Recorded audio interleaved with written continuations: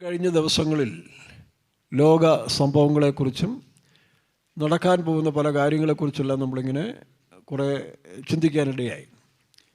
പ്രത്യേകിച്ച് ഈ പുതിയ തലമുറ റിയാലിറ്റിയെ സ്നേഹിക്കുന്നവരാണ്. അവർക്ക് യാഥാർത്ഥ്യം മനസ്സിലാകണം, അവരത് അന്വേഷിച്ച് തൃപ്തരാക്കും. അതുകൊണ്ടാണല്ലോ ഇന്ന് നമ്മളൊക്കെ പണ്ട് നമ്മുടെ അമ്മമാർ പറയാം, ഇതാണ് നിൻ്റെ അപ്പൻ എന്ന് പറയുമ്പോൾ നമ്മൾ വിശ്വസിച്ച് അപ്പച്ചാന്ന് വിളിക്കുന്നു. ഇന്നത്തെ തലമുറ കുറേ കൂടെ അഡ്വാൻസായിട്ട് ശാസ്ത്രം വളർന്നുകൊണ്ട് അവർ പറയും, ഞങ്ങളുടെ DNA ഒന്ന് ടെസ്റ്റ് ചെയ്യട്ടെ, എൻ്റെ അപ്പൻ്റെ DNA ഒന്നാണെങ്കിൽ അത് കറക്റ്റല്ലേ, തെറ്റ് പറയാൻ പോകും. കാരണം പണ്ട് വിശ്വാസത്തെ നമ്മൾ വിളിച്ചിരുന്നു. വിശ്വാസം വർദ്ധിച്ച കാലത്തിൽ അമ്മ പറയും, എടാ നിൻ്റെ അപ്പനാന്ന് പറയുമ്പോൾ നമ്മൾ വിശ്വസിച്ചിരുന്നു, അല്ലേ? ഇന്നിപ്പോൾ ശാസ്ത്രം പുരോഗമിച്ച് വരികയല്ലേ, അതിന് പിള്ളേരെ കുറ്റം പറഞ്ഞിട്ട് കാര്യമുണ്ടോ? അപ്പോൾ അവർ പറയുകയാണ്, തെളിയിച്ചതാ, DNA കറക്റ്റാണെങ്കിൽ ഓക്കെ അപ്പച്ചാന്ന് വിളിക്കാം, തെറ്റൊന്നുമില്ല, ഞാൻ നോക്കിയിട്ട് തെറ്റൊന്നുമില്ല. ഒന്ന് വിശ്വാസത്തിൻ്റെ മാർഗം, ഇന്നിവരെ പഠിപ്പിക്കുന്ന സയൻസ് ആയതുകൊണ്ട് അവർ പറയുന്നത് ശരിയാണ്. അപ്പോൾ ഇതുപോലെ ഇന്നത്തെ കാലഘട്ടത്തിൽ നമുക്കറിയാം, ഈ യുദ്ധങ്ങളുണ്ടായതിനു ശേഷം ഇസ്രായേൽ, ഇറാൻ, ഹമാസ് യുദ്ധങ്ങളുണ്ടായതിനു ശേഷം അനേകായിരങ്ങളുടെ വിശ്വാസം വർദ്ധിച്ചു. ആ യുദ്ധം കൊണ്ട് വലിയ നേട്ടമുണ്ടായത് സത്യദൈവത്തെക്കുറിച്ചുള്ളൊരു ബോധ്യം മനുഷ്യർക്കുണ്ടായി. യഹോവ, യാഹുവേ എന്ന് പറയുന്ന ത്രിത്വ ദൈവം നാമം ഇസ്രായേലിൻ്റെ ചരിത്രം മുഴുവൻ വേദപുസ്തകത്തിലുണ്ട്. ഇസ്രായേലിൻ്റെ ആരംഭം മുതൽ അവസാനം വരെ. കഴിഞ്ഞ ദിവസം ഒരു ചാനൽ ചർച്ചയിൽ ഒരു ഹിന്ദു മനുഷ്യൻ പറയുകയാണ്, ദൂതനോട് മല്ല് പിടിച്ച ഇസ്രായേലിനെ അല്ലെങ്കിൽ യാക്കോബിനെ അനുഗ്രഹിച്ച ഇസ്രായേൽ എന്ന് പറയുമ്പോൾ അവിടെ മുതൽ അവൻ അനുഗ്രഹിക്കപ്പെട്ട് കഴിഞ്ഞു. അതുകൊണ്ട് ആ ജനതയെ തോൽപ്പിക്കാൻ ആർക്കും സാധ്യമല്ല എന്നാ പറഞ്ഞു. അപ്പോൾ അത്രത്തോളം അക്രൈസ്തവരായ മനുഷ്യരും ഇസ്ലാം സഹോദരങ്ങൾ പോലും അവർ പിന്നെ ബൈബിളിൽ നല്ല ഭാഗങ്ങളിലുണ്ട്. എന്നാൽ യാഥാർത്ഥ്യങ്ങളെ മനസ്സിലാക്കണമെങ്കിൽ ഈ വചനം പറയണം, വചനം പ്രസംഗിക്കണം, പ്രസംഗിക്കുന്ന വചനം കേൾക്കണം. കേൾക്കാതെ അങ്ങനെ വിശ്വസിക്കും. അതുകൊണ്ടാണ് നമ്മുടെ സൗകര്യങ്ങളല്ല, അതിന് മെനക്കെടണം. അല്ല എന്തെങ്കിലും ഒരു ഉപരിവിപ്ലവം കാണിച്ചിട്ട് പോകുമല്ലോ, തെളിയിച്ചു കൊടുക്കണം. അപ്പോൾ തെളിയിച്ചു വരുമ്പോഴതിന് സമയമെടുക്കും. എക്സ്പെരിമെൻറ്റ് അതിനാണ് സമയമെടുക്കുന്നത്, തിയറിക്ക് അധികം സമയം വരത്തില്ല. അപ്പോൾ നമ്മളിപ്പോൾ ലോക സംഭവങ്ങൾ ഈ യുദ്ധങ്ങളോടുകൂടി ലോകത്തിൻ്റെ നാനാഭാഗങ്ങളിലും എത്രയോ പാസ്റ്റർമാർ, സുവിശേഷ വേലക്കാർ, മറ്റ് വിഭാഗത്തിൽപ്പെട്ടവർ ഈ വചനങ്ങളുടെ അടിസ്ഥാനത്തിൽ തെളിയിച്ചു കൊടുക്കും തോറും അനേകരുടെ വിശ്വാസം വർദ്ധിക്കുകയാണ്. അനേകർ മനസ്സിലായി സത്യവേദം, വേദപുസ്തകം സത്യമാണ്. മറ്റു ഉപനിഷത്തുകളിലൊക്കെ ചില കാര്യങ്ങൾ എഴുതിയിട്ടുണ്ട്, പക്ഷേ ഒരുപാട് മിത്തുകളുണ്ട് അതിനകത്ത്. മനുഷ്യൻ്റെ ആശയങ്ങളും സാഹചര്യങ്ങളൊക്കെ എഴുതിയുകൊണ്ട് അത് വിശ്വസിക്കാൻ പലർക്കും സാധിക്കുന്നില്ല. പക്ഷേ വേദപുസ്തകം വായിക്കും തോറും മനുഷ്യൻ്റെ അനുഭവങ്ങളാണ്, ഇല്ലയോ? ഞാൻ പറഞ്ഞില്ല, ബൈബിൾ എന്ന് പറഞ്ഞാൽ എന്തുവാ? Basic information before living earth. Before, അപ്പം basic information before living earth, Bible. അപ്പോൾ ലോകത്തിൽ ജീവിക്കുന്നതിന് മുമ്പുള്ള ബേസിക് ഇൻഫർമേഷൻസ് എല്ലാം ഈ വേദപുസ്തകത്തിലുണ്ട്. അത് 66 പുസ്തകങ്ങൾ സെലക്ട് ചെയ്ത് മനുഷ്യൻ വിട്ടിരിക്കുകയാണ്. ഇനി ഒരുപാടുണ്ട്. ലോകത്തിൽ കൊള്ളാത്ത വിധത്തിലാണ് പുസ്തകം പറഞ്ഞിരിക്കുന്നത്. എന്നാൽ മനുഷ്യന് അത്യാവശ്യമായ കാര്യങ്ങൾ അറിയുവാനും ഗ്രഹിക്കാനും വേണ്ടി സെലക്ട് ചെയ്തെടുത്ത 66 പുസ്തകങ്ങൾ, അതിനകത്ത് മനുഷ്യൻ്റെ വീഴ്ചയും താഴ്ചയും എല്ലാ കാര്യങ്ങളും ഉണ്ട്. അപ്പോൾ യുദ്ധം കൊണ്ട് ലോകത്തിന് വലിയ നേട്ടം, ബൈബിൾ സത്യമാണെന്ന് അനേകർ ഏറ്റുകൊള്ളാൻ വേണ്ടി സാധിച്ചു. യേശുക്രിസ്തു ദൈവപുത്രനാണെന്ന് അവർ വിശ്വസിക്കുന്നു. മാത്രമല്ല, യേശുക്രിസ്തുവിൻ്റെ മടങ്ങി വരവിൻ്റെ ലക്ഷണങ്ങൾ ഇന്ന് ഭൂമിയിൽ കാണുന്നെന്നുള്ളത് വ്യക്തമായിട്ട് ഹിന്ദുക്കളായ മനുഷ്യർ, മുസ്ലിങ്ങൾ ഏറ്റുപറയാൻ തുടങ്ങിയിരിക്കുകയാണ്. അപ്പോൾ പിന്നെ പെന്തിക്കോസുകാരെ നാം എത്രത്തോളം ഉണർന്നില്ലെങ്കിൽ കിട്ടാൻ പോകുന്ന അടി ഭയങ്കരമായിരിക്കും. ആ സ്ഥാനത്ത് ദൈവം പുതിയ ആളുകൾ എഴുന്നേൽപ്പിക്കും. പിൻപന്മാർ പലരും മുൻപന്മാരും, മുൻപന്മാർ പലരും പിൻപന്മാരും ആവുകയാണ്. അതുകൊണ്ട് പിൻപന്മാരായി പോകുന്നവരുടെ വിഷയം ഇവിടെ വിഷയമല്ല, മുൻപിലേക്ക് വരുന്നവരാണ് ഇപ്പോൾ ഞങ്ങളുടെ ലക്ഷ്യം. അപ്പോൾ അതാണ് ഇപ്പോൾ ഞങ്ങളുടെ മിനിസ്ട്രിയുടെയും ഉദ്ദേശം. ദൈവത്തിന് സ്തോത്രം. അപ്പോൾ ഈ സത്യങ്ങൾ റിസർച്ച് ചെയ്യുന്നതാണ്. ബൈബിൾ ഇപ്പോൾ നമുക്കറിയാം, മിഡിൽ ഈസ്റ്റ് രാജ്യങ്ങളിൽ നടക്കുന്ന ഈ യുദ്ധങ്ങളോട് ചേർന്ന് അത് അവസാനിച്ചിട്ടില്ല. ഒക്ടോബർ 7-ാം തീയതി 3-ാം ലോകമഹായുദ്ധത്തിൻ്റെ സ്റ്റാർട്ടിംഗ് എന്ന് ഞാൻ പറഞ്ഞല്ലോ, പക്ഷെ ഇന്നും ആയിട്ടില്ല. അതിൻ്റെ ഒരുക്കങ്ങളാണ്, പ്രിപ്പറേഷൻ അവർ നടത്തിക്കൊണ്ടിരിക്കുകയാണ്. ആ യുദ്ധം അതിൻ്റെ ക്ലൈമാക്സിൽ മൂന്നാം ലോകയുദ്ധമല്ല, ഈ പ്രിപ്പറേഷൻ്റെ ക്ലൈമാക്സ് അത് വരുന്ന സമയത്താണ് എതിർ ക്രിസ്തു ലോകത്തിലേക്ക് വരുന്നത്. അതാണ് എസെക്കിയേൽ പ്രവചനം 38-ാം അധ്യായത്തിൽ നമ്മൾ കാണുന്ന. കഴിഞ്ഞ പ്രാവശ്യം നമ്മൾ അതിനെ ചിന്തിക്കാനിടയായി. ഒബാമ പ്രസിഡന്റ് സ്ഥാനം കഴിഞ്ഞ് പോകുന്ന സമയത്തിൽ, ആ സമയങ്ങളിൽ UN-യിൽ ഒരു പ്രമേയം പാസ്സാക്കിയിരുന്നു, പ്രമേയം കൊടുത്തിരുന്നു. അറബികൾക്ക് പാലസ്തീൻ വിട്ടുകൊടുക്കണം, ന്യായമായ കാര്യമാണ് എന്നാണ് പുള്ളി പറയുന്നത്. അതിപ്പോഴും ഉണ്ടത്. അന്ന് അമേരിക്ക അതിന് അംഗീകാരം കൊടുക്കാഞ്ഞുകൊണ്ടാണ് UN-ൽ അത് പാസ്സാകാതിരുന്നത്. പക്ഷേ ഇനി അത് പാസ്സാക്കിയെടുക്കും. ആ ഒരു ബേസിലാണ് ഇനി ഈ ഇറാനും റഷ്യയും ഈ പറഞ്ഞ രാജ്യങ്ങളെല്ലാം ചേർന്ന് തുർക്കിയും തോഗർമ എന്ന് പറയുന്നതും ഞാൻ കഴിഞ്ഞ ആഴ്ച പറഞ്ഞില്ലേ, നമ്മൾ ആ ഉൽപ്പത്തി പുസ്തകം 10-ാം അധ്യായം വായിച്ചു വരുമ്പോൾ ഈ തലമുറകളെല്ലാം അതിനകത്തുണ്ട്. അതിൽ യാഫേത്തിൻ്റെ പുത്രന്മാരാണ് ഇന്ന് യൂറോപ്പ് രാജ്യങ്ങൾ മുഴുവൻ പരന്നു കിടക്കുന്നത്. അത് തർസീസ് പറഞ്ഞ ഇംഗ്ലീഷുകാരാണ്, ബ്രിട്ടൻ. ഗോമർ എന്ന് പറയുന്ന അവരിൽ നിന്നാണ് ആദ്യത്തെ സംസ്കാരം തന്നെ ഉണ്ടായത് കേട്ടോ. ഗോമർ എന്ന് പറയുന്നത് ഒരു വിഭാഗം മാത്രമല്ല. വായിച്ച 10-ാം അധ്യായത്തിൽ വായിച്ച് യാഫത്തിൻ്റെ പുത്രന്മാർ 2-ാം വാക്യം വായിച്ച്. ഞാനിത് വീണ്ടും ആവർത്തിക്കുന്നതെന്ന് വെച്ചാൽ ഒരുപാട് പേര് വീണ്ടും ഫോൺ ചെയ്തിങ്ങനെ സംശയങ്ങൾ ചോദിക്കുന്നുണ്ട്, അവർക്കൂടെ വേണ്ടിയാണ്. അതുകൊണ്ട് കേട്ട് തഴമ്പിച്ചവരും പരിചയിച്ചവരും ഒന്ന് ക്ഷമിക്കുക. വായിക്കാം. നോക്കണം, 1-ാം സ്ഥാനം ഗോമറാണ്. ഈ ഗോമർ ഇവരെല്ലാം ഇങ്ങനെ യാത്ര ചെയ്യുമ്പോൾ ഞാൻ പറഞ്ഞില്ലയോ, പല സ്ഥലങ്ങളിൽ ഇങ്ങനെ ഇവരുടെ എല്ലാം തലമുറയുണ്ട്, ഒരു സ്ഥലത്ത് മാത്രമല്ല. അങ്ങനെ ഈ ടർക്കി രാജ്യം എന്ന് പറയുന്നത് അവിടേക്കാണ് ആദ്യം ഇവർ പരന്നത്. അപ്പോൾ ഈ പല വിഭാഗത്തിൽപ്പെട്ടവരും അതിനകത്തുണ്ട്. ഗോമർ, അപ്പോൾ ടർക്കി, സിറിയ ഇങ്ങനെ കഴിഞ്ഞ് അവരാണ് ഈ ഇറാഖിൻ്റെ ഈ യൂഫ്രട്ടീസ് ടൈഗ്രീസ് നദിയിൽ വന്ന് ആദ്യത്തെ സംസ്കാരം ഉണ്ടാക്കിയത് ഈ യാഫത്തിൻ്റെ പുത്രന്മാരാണ്. അതിൽ ഗോമറാണ് പ്രധാനം. ആ ഗോമർ അതാണ് സുമേരിയൻസ്. കേട്ടില്ലേ, ചരിത്രം പഠിക്കുമ്പോൾ സുമേരിയൻസിൻ്റെ സംസ്കാരമാണ് ആദ്യമായിട്ട് മെസോപ്പൊത്തോമിയയിൽ നിന്നുണ്ടായത്. അവരിൽ നിന്ന് വന്നൊരു വിഭാഗമാണ് സിന്ധു ഗംഗ നദീതീരത്തിൽ ആ കാലഘട്ടങ്ങളോട് തന്നെ ചേർന്നൊരു സംസ്കാരം ഇന്ത്യയ്ക്കുണ്ട്. അതോ ഇന്ത്യക്കാർ പറയുന്നത് ഞങ്ങളുടെ സംസ്കാരമാണ് ആദ്യം ഒന്ന്. ഏതായാലും മനുഷ്യൻ്റെ ഉൽപ്പത്തി ഇവിടെ നിന്നല്ല തുടങ്ങിയിരിക്കുന്നത്. അപ്പോൾ ഇവിടെ നിന്നാണ് ആ സംസ്കാരം. പക്ഷേ ആ കാലഘട്ടങ്ങളിൽ തന്നെ അവർ യാത്ര ചെയ്ത്, ചിലർ നമ്മൾ പറയുന്നത്, ചിലർ വളരെ ഫാസ്റ്റായിട്ട് യാത്ര ചെയ്യുന്നവരുണ്ട്. പിന്നെ ഇത് ഭൂമിയുടെ എല്ലായിടും പോകണ്ടേ. അപ്പോൾ സിന്ധു സംസ്കാരം അല്ലെങ്കിൽ ആ അന്നത്തെ നാഗരികതകളെല്ലാം ഈ നദിയുടെ തീരത്തായിരുന്നു. എന്താ കാരണം? നദി വെള്ളമുണ്ട്, അത്യാവശ്യം മീൻ കിട്ടും, വെള്ളം കിട്ടും, കൃഷി ചെയ്യും. അപ്പോൾ കൃഷിയാണ് ആദ്യത്തെ ജനങ്ങളുടെ പ്രധാന തൊഴിലായിരുന്നത്. രണ്ടാമത് കൃഷിയിൽ നിന്ന് ആടുകളെ, കന്നുകാലികളെ വളർത്താം. അപ്പോൾ ഇത് രണ്ടുമായിരുന്നു ലോകത്തിലെ ആദ്യത്തെ ജോലി എന്ന് പറയുന്നത്. എന്തൊക്കെ? കൃഷി ചെയ്യുക, കന്നുകാലി, ഗോപാലൻ എന്ന് കേട്ടില്ലയോ? ഗോക്കളെ പാലിക്കുന്നത്. ഹിന്ദുക്കളുടെ ചില പ്രത്യേക ആളുകൾ പോലും ഗോക്കളെ മേച്ച ചരിത്രമൊക്കെ ഉണ്ടല്ലോ. അപ്പോൾ അത് വരുന്ന ചരിത്രങ്ങളിൽ ചില ബന്ധങ്ങളുണ്ട്.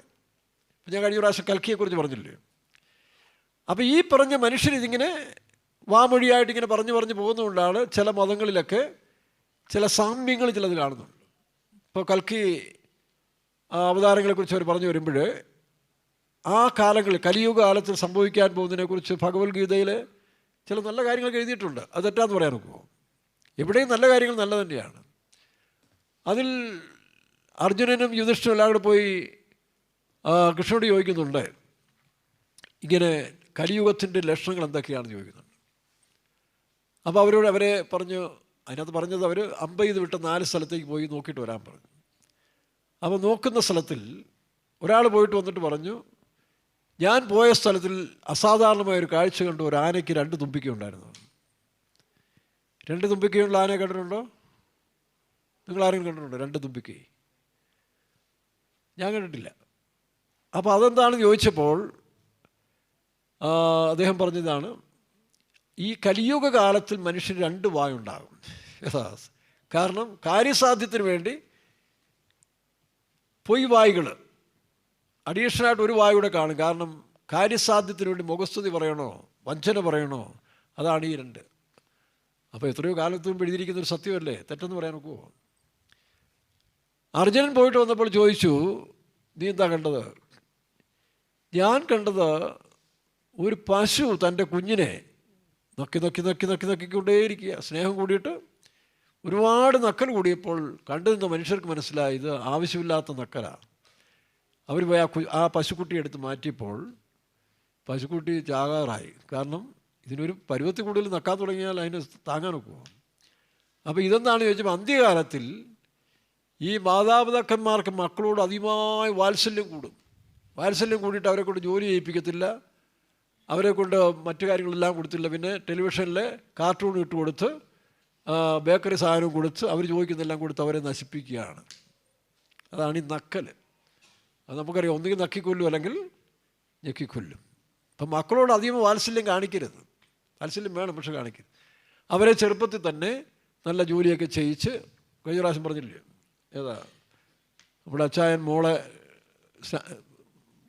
ഇതിനകത്ത് മുക്കിയെടുത്ത പോലെ, ചാണകക്കുഴി മുക്കിയ പോലെ, എങ്കിലേ ആ പിള്ളേർക്ക് പ്രതിരോധം ഉണ്ടാകത്തുള്ളൂ. അപ്പോൾ ഈ നക്കി നക്കി നക്കി ഇതിൻ്റെ പ്രതിരോധ ശക്തി ഇല്ലാതാകുക.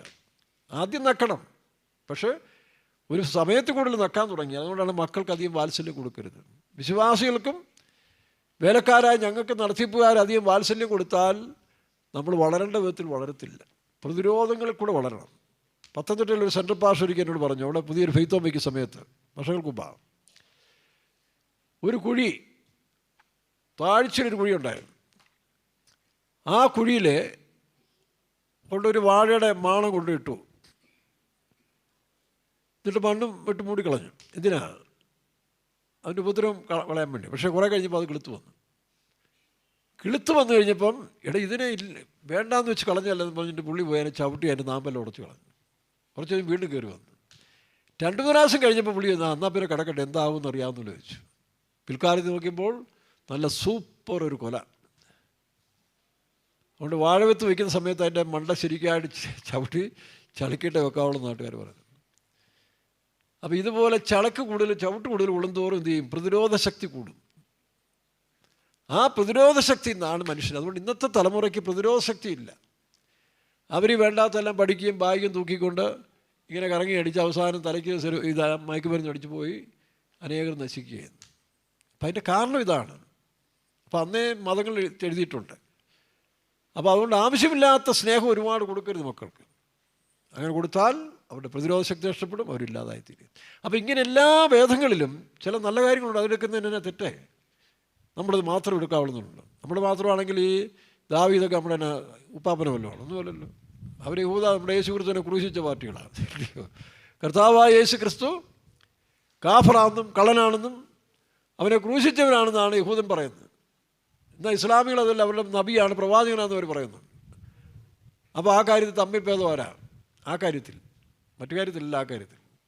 അപ്പം നമ്മളാരും യഹൂദനും ഇസ്ലാമൊന്നും വ്യത്യാസം പറയേണ്ട ആവശ്യമില്ല. നമുക്ക് നമ്മുടെ ഒരു നല്ല ജീവിതം ചെയ്യാനുള്ള വഴി ഒരു മാതൃക ക്രിസ്തു കാണിച്ചു തന്നിട്ടുണ്ട്. അത് പ്രകാരം ജീവിക്കാമെന്ന് മാത്രമേ ഉള്ളൂ. അല്ല യേശു യേശു യേശു യേശു എന്ന് പറഞ്ഞുകൊണ്ടിങ്ങനെ പറയുന്നില്ല. യേശുവിന് ഇഷ്ടമല്ലല്ലോ. എന്നെ കർത്താവേ എന്ന് വിളിക്കുന്ന ഏവനുമല്ല, സ്വർഗസ്വനായ എൻ്റെ ദൈവത്തിൻ്റെ ഇഷ്ടം ചെയ്യുന്നവരാണ്. അപ്പോൾ അത് മനസ്സിലാക്കിക്കോണം. അല്ലാതെ വാ കൊണ്ട് കുറെ പോലിച്ചൊരു കാര്യമില്ല. അപ്പോൾ ഈ സുമേരിയൻസ് എന്ന് പറയുന്നത്, ഈ ഗോമർ, അവരിൽ നിന്നാണ് ഈ സുമേരിയൻസ് എന്ന് വർഗ്ഗം ആദ്യം ഉണ്ടായത്. ആ കൂട്ടത്തിൽ ഈ പറഞ്ഞ ജാതികളെല്ലാം ഉണ്ട്. താഴോട്ട് നമ്മൾ വായിക്കും, 4-ാം വാക്യം വായിച്ച് ഉൽപ്പത്തി പുസ്തകം 10:4.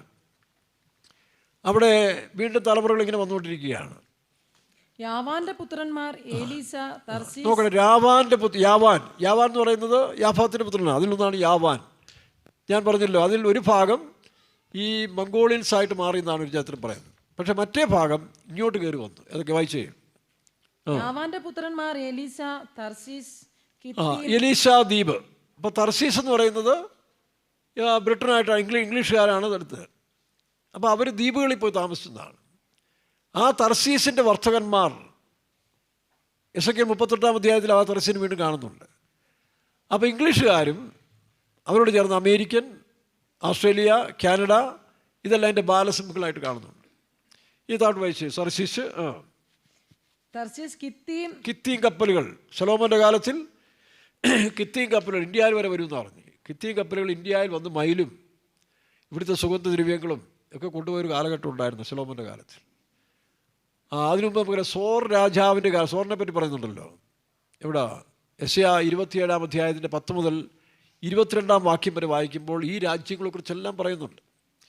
അപ്പോൾ അന്ന് ഏലാമ്യർ എന്ന് പറയുന്ന പേർഷ്യരെ, പിന്നീട് അവരുടെ പേര് മാറി പേർഷ്യൻ സാമ്രാജ്യത്തിലേക്ക് വന്നപ്പോൾ പേർഷ്യക്കാരെന്നറിയാൻ തുടങ്ങി.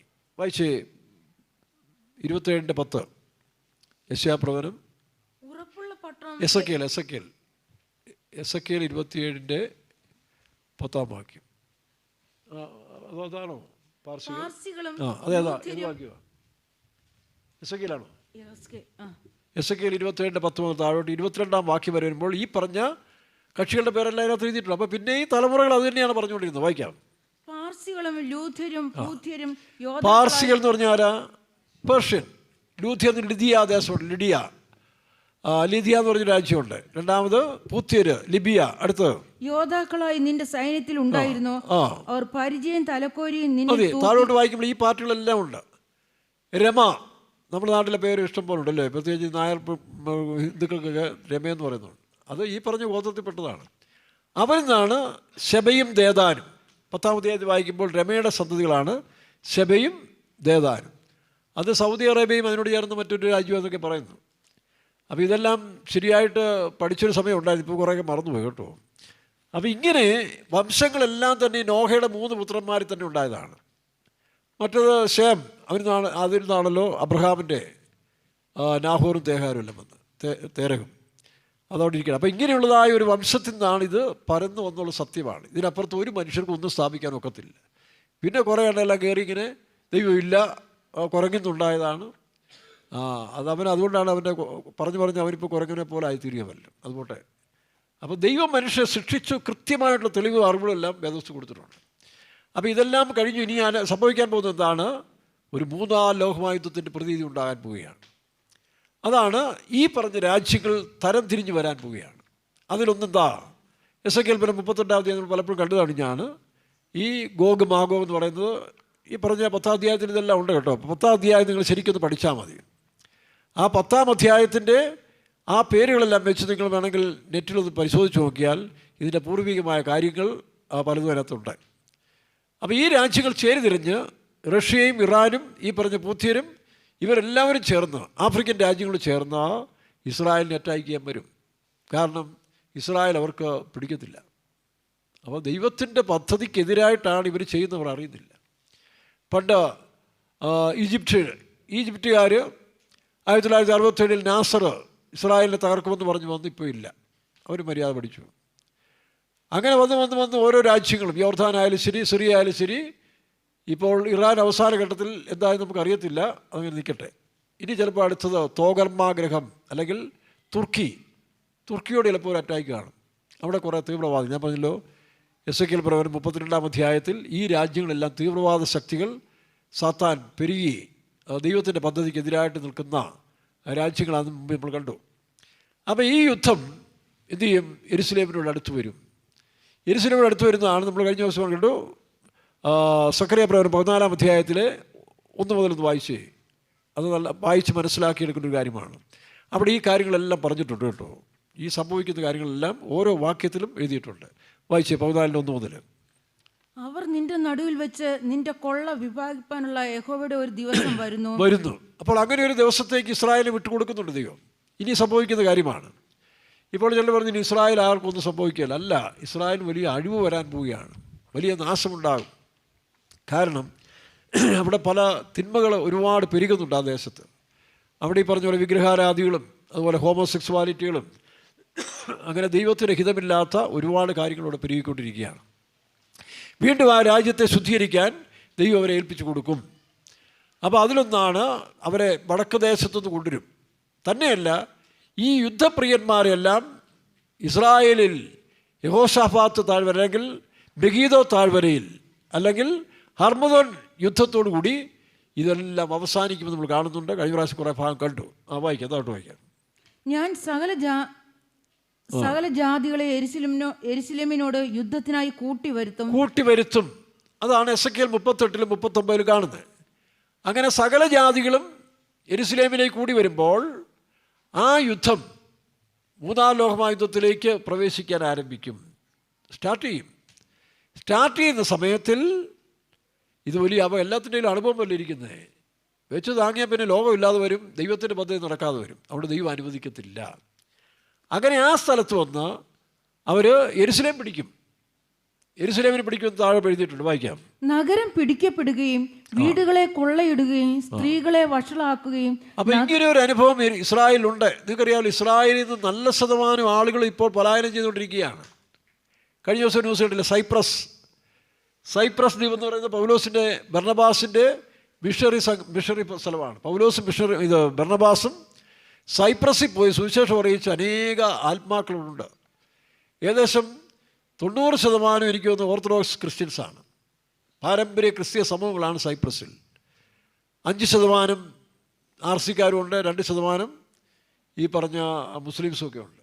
ഇപ്പോൾ സൈപ്രസിലേക്ക് ഇപ്പോൾ 12,000 ഇസ്രായേൽ കുടുംബങ്ങളാണ്, ഇസ്രായേൽ മനുഷ്യരാണ് ഇവിടെ പ്രവേശിക്കുന്നതാണ്. പോയി സ്ഥലം വാങ്ങിക്കുക, താമസിക്കുക. എന്താ കാരണം? ഇവർക്കറിയാം യെരുശലേമിന് വലിയ യുദ്ധമുണ്ടാകും, വലിയ സംഹാരമുണ്ടാകും, നാശമുണ്ടാകും. ഇത് മുസ്ലിങ്ങളും ചിന്തിക്കുന്നുണ്ട് കേട്ടോ. എതിർ ക്രിസ്തു വരുമ്പോൾ ഇസ്ലാമിനെതിരായിട്ടും, കാരണം യഹൂദൻ പറഞ്ഞതിൻ്റെയൊക്കെ ഒരു പതിപ്പാണല്ലോ ഇസ്ലാമിലെ ചരിത്രം മുഴുവനും. യഹൂദന്മാരുടെ തോറായിൽ പറഞ്ഞിരിക്കുന്നതിൻ്റെ മറ്റൊരു കുറേ ആവിഷ്കരണവും കുറേ മനുഷ്യൻ്റെ എല്ലാം കൂടെ ചേർത്ത് ഖുറാനിൽ ഈ പറഞ്ഞുള്ള ആയത്തുകളും, അതുകൊണ്ടാണ് ഇന്ന് അവർക്ക് തന്നെ കൺഫ്യൂഷനാക്കി വന്നുകൊണ്ടിരിക്കുന്നത്.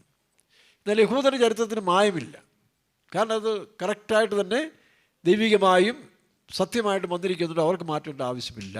പക്ഷെ മറ്റതിലിപ്പോൾ നമ്മൾ കാണുന്നില്ലേ, അവർക്ക് തന്നെ സംശയമായി തീർന്നുകൊണ്ടിരിക്കുകയാണ്. അതിരിക്കട്ടെ, എന്നാലും അവരുടെ ചില വിശ്വാസങ്ങൾ, സത്യങ്ങളുണ്ട്. അവരും ഈ എതിർക്രിസ്തുവിൻ്റെ ഭരണത്തിൽ ഇസ്ലാം യഥാർത്ഥ വിശ്വാസികൾ ഒരുപാട് സഫർ ചെയ്യുമെന്നും മക്ക ആദ്യമായിട്ട് എതിർക്രിസ്തു പിടിക്കുമെന്നും എല്ലാവരും വിശ്വസിക്കുന്നുണ്ട്. അപ്പോൾ പണ്ട് നബി ഓടിയതുപോലെ മദീനയിലേക്ക് ആൾക്കാർ ഓടിപ്പോകുന്നൊക്കെ ഇപ്പോഴും അവർ വിശ്വസിക്കുന്നുണ്ട്. അപ്പോൾ ഈ യുദ്ധത്തിൻ്റെ സ്റ്റാർട്ടിങ്ങിൽ തന്നെ, അതായത് മൂന്നാം ലോകമഹായുദ്ധത്തിൻ്റെ ആരംഭത്തിൽ തന്നെ അവർ യെരുശലേം പിടിക്കും. വായിക്കാം. നഗരത്തിന്റെ പാതി പ്രവാസത്തിലേക്ക് യെരുശലേം നഗരത്തിൻ്റെ പാതി വീണ്ടും പ്രവാസത്തിൽ പോകും. പാലസ്തീന് കൊടുക്കാൻ ഒരു ഇത് സമ്മതിക്കേണ്ടി വരും. അങ്ങനെ ഒരു രീതിയിൽ ആ യുദ്ധം കൊടുമ്പരി കൊള്ളാതിരിക്കാൻ വേണ്ടിയിരിക്കുന്ന സമയത്താണ് ഒരാൾ മുന്നോട്ട് വരുന്നത്. അതാണ് ദാനിയേലിന്റെ പുസ്തകം 8-ാം അധ്യായം നമ്മൾ കണ്ടു.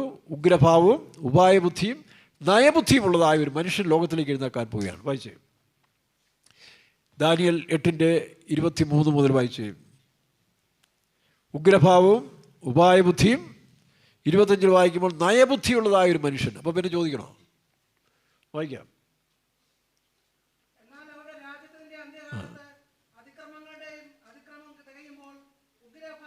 ഉഗ്രഭാവവും 8:23 അല്ലേ?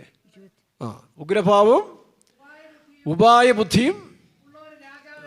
കാരണം മനുഷ്യൻ ഇന്ന് സാമ്പത്തികമായിട്ട് നോട്ട്, നിങ്ങൾക്കറിയാമല്ലോ, 500 നോട്ടിനൊന്നും ഒരു കുറവുമില്ല, എല്ലാവരുടെയും ഇഷ്ടം പോലെ ഉണ്ട്. പക്ഷേ അതിന് വിലയില്ലാതെ വന്നിരിക്കുകയാണ്, കാരണം മൂല്യമില്ല. അങ്ങനെ സാമ്പത്തികമായിട്ട് ഇക്കണോമിക്കൽ ക്രൈസിസ് ലോകത്തിൻ്റെ എല്ലാ ഭാഗത്തും ഉണ്ടായിക്കൊണ്ടിരിക്കുകയാണ്. ലോകത്തിൻ്റെ സമ്പത്ത് മുഴുവൻ ഒരു ഭാഗത്തേക്ക് ഒഴുകിക്കൊണ്ടിരിക്കുകയാണ്.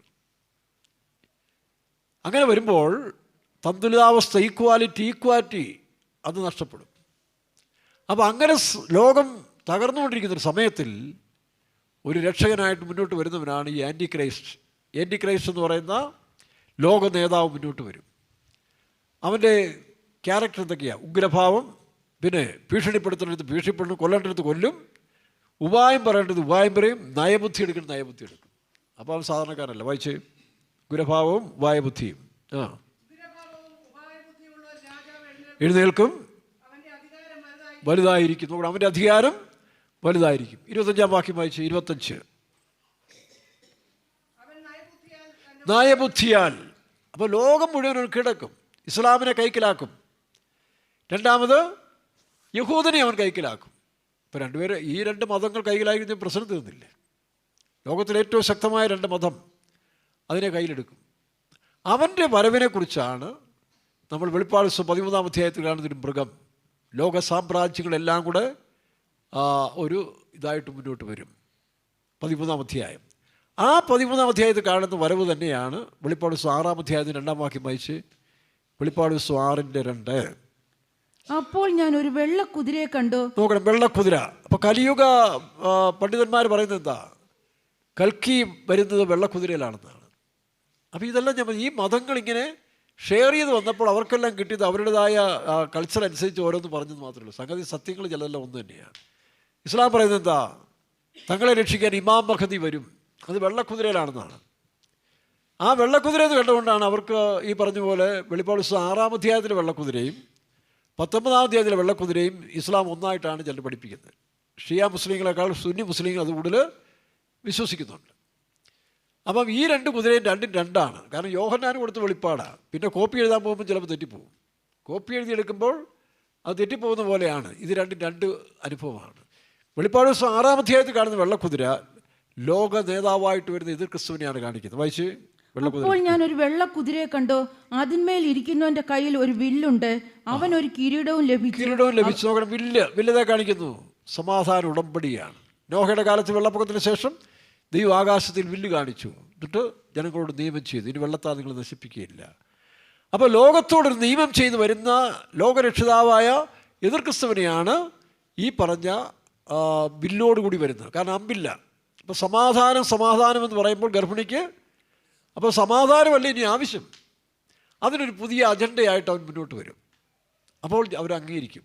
അതാണ് വെള്ളക്കുതിരപ്പുറത്ത് വില്ലില്ല, അല്ല അമ്പില്ല, വില്ലുണ്ട്. പിന്നെ അവനൊരു കിരീടവും ലഭിച്ചു. ജയിക്കുന്നവനായും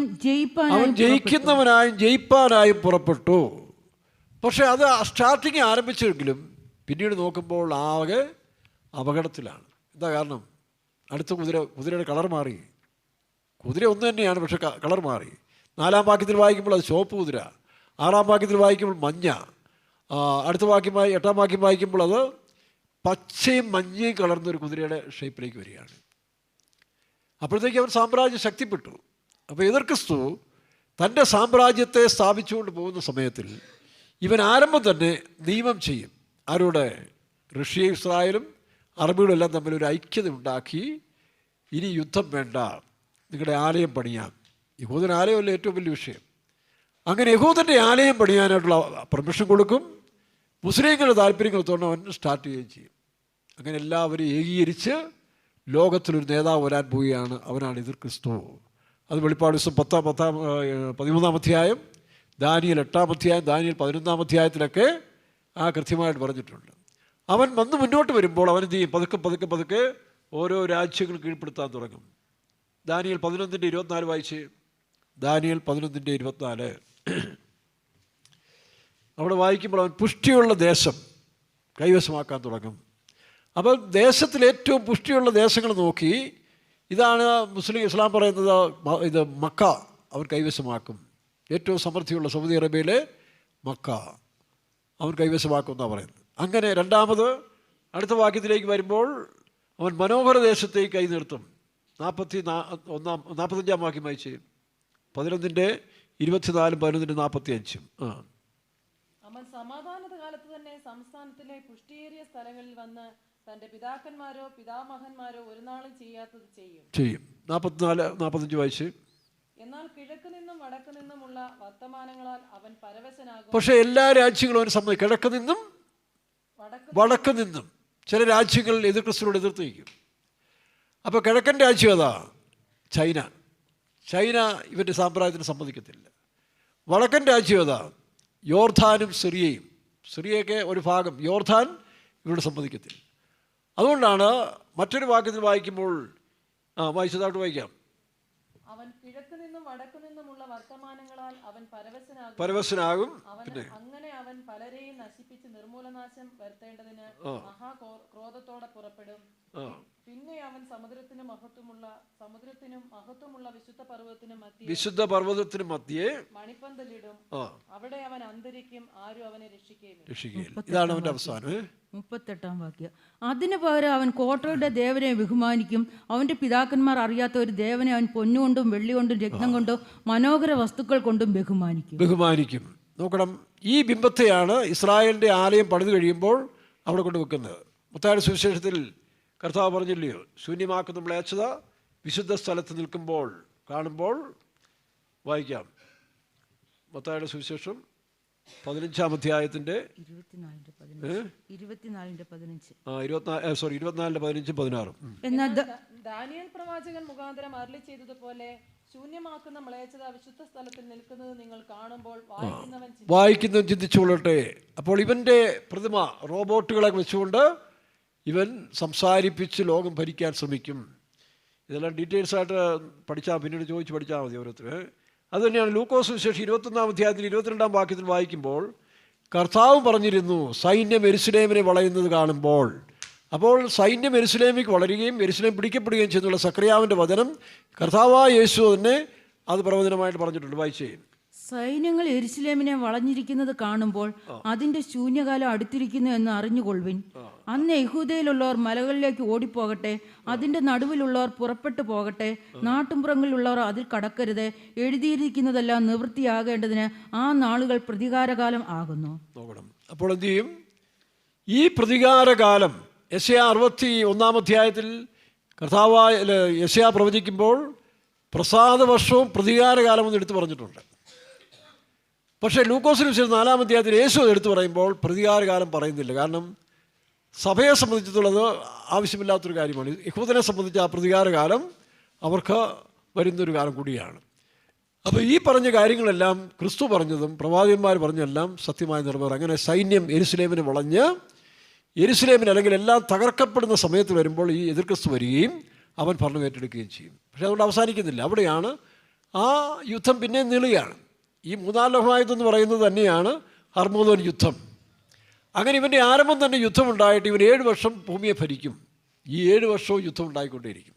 കാരണം കിഴക്കൻ രാജ്യങ്ങൾ അവനോട് എതിർത്ത് പോകും. ഏതോമും ചിലർ ഒഴിഞ്ഞു പോകുന്നില്ലേ? വായിച്ചതിനകത്തുണ്ടല്ലോ, ഏതോമും അവനെ വിട്ടൊഴിഞ്ഞു പോകും. ഏതോമ്യര് 11-ാം അധ്യായം വായിച്ചേ. സക്കറിയ ദാനിയേലിന്റെ 11:41 മുതൽ വായിച്ചേ.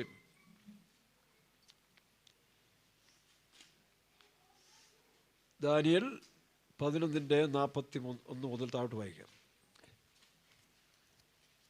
അപ്പൊ അവിടെ അവൻ മനോഹര ദേശത്തിലേക്കും കടക്കും, 10,000 പേർ ഇടറി വീഴും. എങ്കിലും ഏതോമും മോവാബും. എങ്കിലും നോക്കണം. അപ്പോൾ കിഴക്കൻ രാജ്യങ്ങൾ അവനെ എതിർത്ത് നിൽക്കും. ചൈനയും ഇന്ത്യയൊന്നും പെട്ടെന്ന് സപ്പോർട്ട് ചെയ്യത്തില്ല. അവർ പിന്നീട് 1000 വർഷ ഭരണത്തിന് മുമ്പ് അവിടെ വരുന്നതായിട്ട് നമുക്ക് കാണുന്നുണ്ട്. പക്ഷെ ഇവിടെ ഏതോമും വായിക്കാം, മോവാബും ഈ രാജ്യം ഏതാ? അതാണ് യോർദാൻ. നോക്കണം. ഇപ്പോഴും യോർദാൻ ഇസ്രായേലിന് അനുകൂലമായി നിൽക്കുകയാണ്. അപ്പം മോവാബും അമോന്യരും ഏതോമ്യരും. ഈ ഏതോമ്യർ എന്ന് പറഞ്ഞാൽ ഏശാവിൻ്റെ സന്ധികളാണ്. അപ്പോൾ ഏശാവിൻ്റെ മറ്റേ ലോത്തിൻ്റെ സന്ധികളാണ്. ലോത്തിൻ്റെ സന്ധികളാണ് അമോന്യരും മോവാബ്യരും. പക്ഷേ അവർ യോർദാനിലാണ്, യോർദാൻ നദിക്കക്കരെ കുടിയേറി പാർത്തവരാണ്. പിന്നീട് ഏതോം ഏശാവിൻ്റെ കാലത്ത് വന്നവരും അവനെന്ത് ചെയ്തു? 2 കാര്യം. ഒന്ന്, ഈ കനാന്യരിൽ നിന്ന് 2 സ്ത്രീകളെ കല്യാണം കഴിച്ച് അവരിലൊരു ഭാഗം ഈ പറഞ്ഞ പോലെ ഈ യോർദാനിൽ സെറ്റിലായി. പക്ഷേ ഇസ്മായിലിൻ്റെ വംശത്തിൽപ്പെട്ടൊരു മകളെ കല്യാണം കഴിച്ച് അവർ വീണ്ടും ഈ പറഞ്ഞ സൗദി അറേബ്യയുടെ അല്ലെങ്കിൽ മിഡിൽ ഈസ്റ്റിൻ്റെ ഈ ഭാഗത്തേക്ക് അവർ നീങ്ങി. അങ്ങനെയാണ് ഏതോ വംശം ഇങ്ങനെ മാറി 2 ഗ്രൂപ്പായിട്ട് മാറി. ഇവരിൽ നിന്നാണ് പിന്നീട് യാത്ര ചെയ്ത് സിറിയ, പിന്നെ യുക്രൈൻ, അതിനുശേഷം റഷ്യയിലും വന്നത്. ഇതാണ് ഇവരുടെ വംശം. അതുകൊണ്ട് ഈ സമയത്തിൽ ഏതോമ്യരും മോവാബ്യരും ഒഴിഞ്ഞു പോകും, അവൻ്റെ പിടി കിട്ടത്തില്ല. പക്ഷേ മറ്റ് അറബി രാജ്യങ്ങളെല്ലാം ഇവരോട് ചേർന്ന് സഖ്യത ചെയ്യുകയോ അല്ലെങ്കിൽ ഇവർ പിടിച്ചെടുക്കുകയും ചെയ്യും. ഇതാണ് ഈ ഏത് ക്രിസ്തുവിൻ്റെ രാജ്യത്തിൻ്റെ ഒരു രക്തചുരുക്കം എന്ന് പറയുന്നത്. പക്ഷേ അവൻ നിയമത്തെ കർശനമാക്കും. ആലയമെല്ലാം പണിത് കൊടുത്തു കഴിഞ്ഞ് ആഴ്ചവട്ടത്തിൻ്റെ മധ്യേ അവൻ തൻ്റെ നിയമത്തെ കർശനമാക്കുകയും തൻ്റെ വിഗ്രഹത്തെ കൊണ്ട് സ്ഥാപിച്ചു കഴിയുമ്പോൾ യഹൂദന്മാർക്ക് മനസ്സിലായി ഇവൻ യഥാർത്ഥ ക്രിസ്തു അല്ല. അപ്പോൾ ഇവർ വിചാരിക്കുന്ന വാഗ്ദത്ത മശീഹയാണ് വന്നിരിക്കുന്നത് പറഞ്ഞുകൊണ്ടാണ് ഇവരോട് സംബന്ധം ചെയ്യുന്നത്. ഇസ്ലാം എന്ത് ചെയ്യുന്നു? ഇവൻ ഇമാം മഹദിയാണെന്ന് പറഞ്ഞുകൊണ്ടാണ്. ഞാൻ പറഞ്ഞല്ലോ 6-ാം അധ്യായത്തിലെ വെള്ളക്കുതിരയും ഈ പറഞ്ഞ കുതിരയും ഒന്നാണെന്നാണ്. പക്ഷേ 6-ാം അധ്യായത്തിലെ വെള്ളക്കുതിരയെ പറ്റി എവിടെ പറഞ്ഞിരിക്കുന്നത്? അത് സഭയ്ക്ക് തന്ന ദൂതാണ്.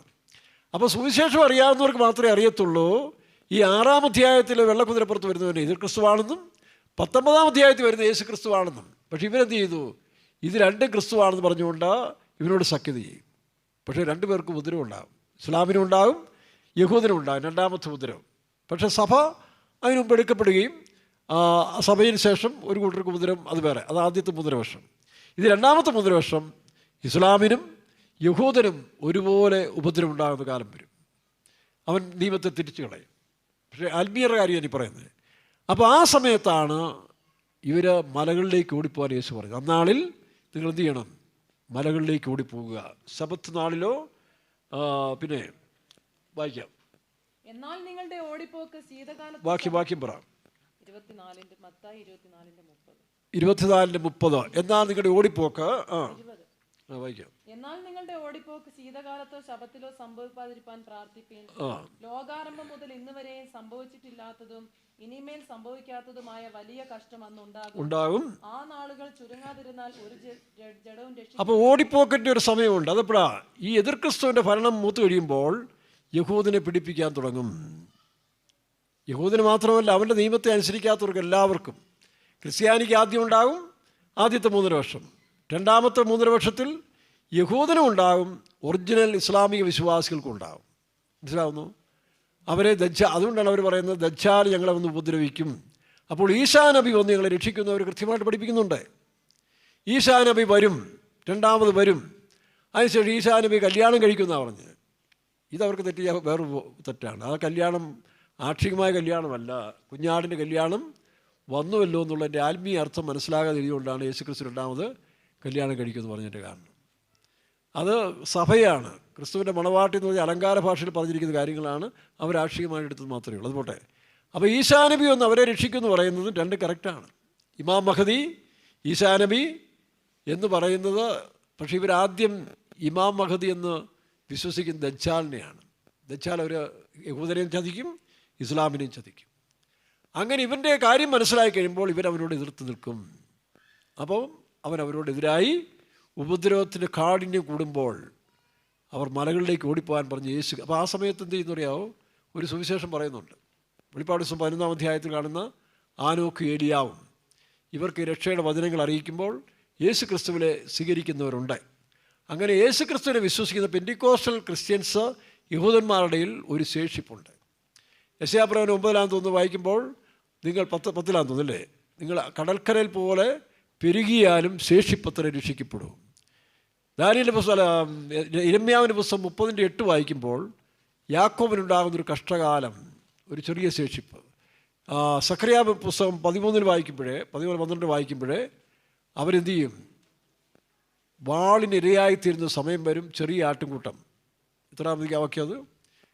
ഒരു ചെറിയ ഗ്രൂപ്പ് രക്ഷിക്കപ്പെടും. അവർ 1/3 തീയിൽ കൂടെ. ആ വാക്യം വായിച്ച്. സഖറിയാ പ്രവചനം 12-8 വായിച്ചേ. 1/3 ഞാൻ തീയിൽ കൂടി കടത്തി 1/3 തീയിൽ കൂടെ കടത്തി വെള്ളി ഊതി കഴിക്കുന്നത് പോലെ അവരെ ഊതിക്കഴിക്കും. കാരണം എന്ത് ചെയ്യും? ഇവരുടെ അശുദ്ധികളെല്ലാം നീങ്ങണം.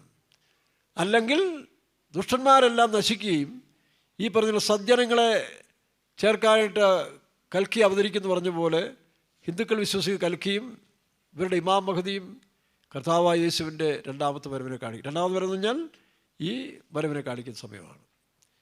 അതാണ് സഖറിയാ പ്രവചനം 14-ാം അധ്യായത്തിൽ വായിക്കുമ്പോൾ, അന്നാളിൽ അവൻ്റെ കാൽ, 4-ാം വാക്യം വായിച്ച്, യെരൂശലേമിനെതിരെ അന്നാളിൽ അവൻ്റെ കാൽ യെരൂശലേമിനെതിരെ കിഴക്കുള്ള ഒലിവ് മലയിൽ നിൽക്കും. അതുകൊണ്ടാണ് ആ മലകളിലേക്ക് ഓടിപ്പോകാൻ യേശു. ഇതാര് വിശ്വസിക്കും?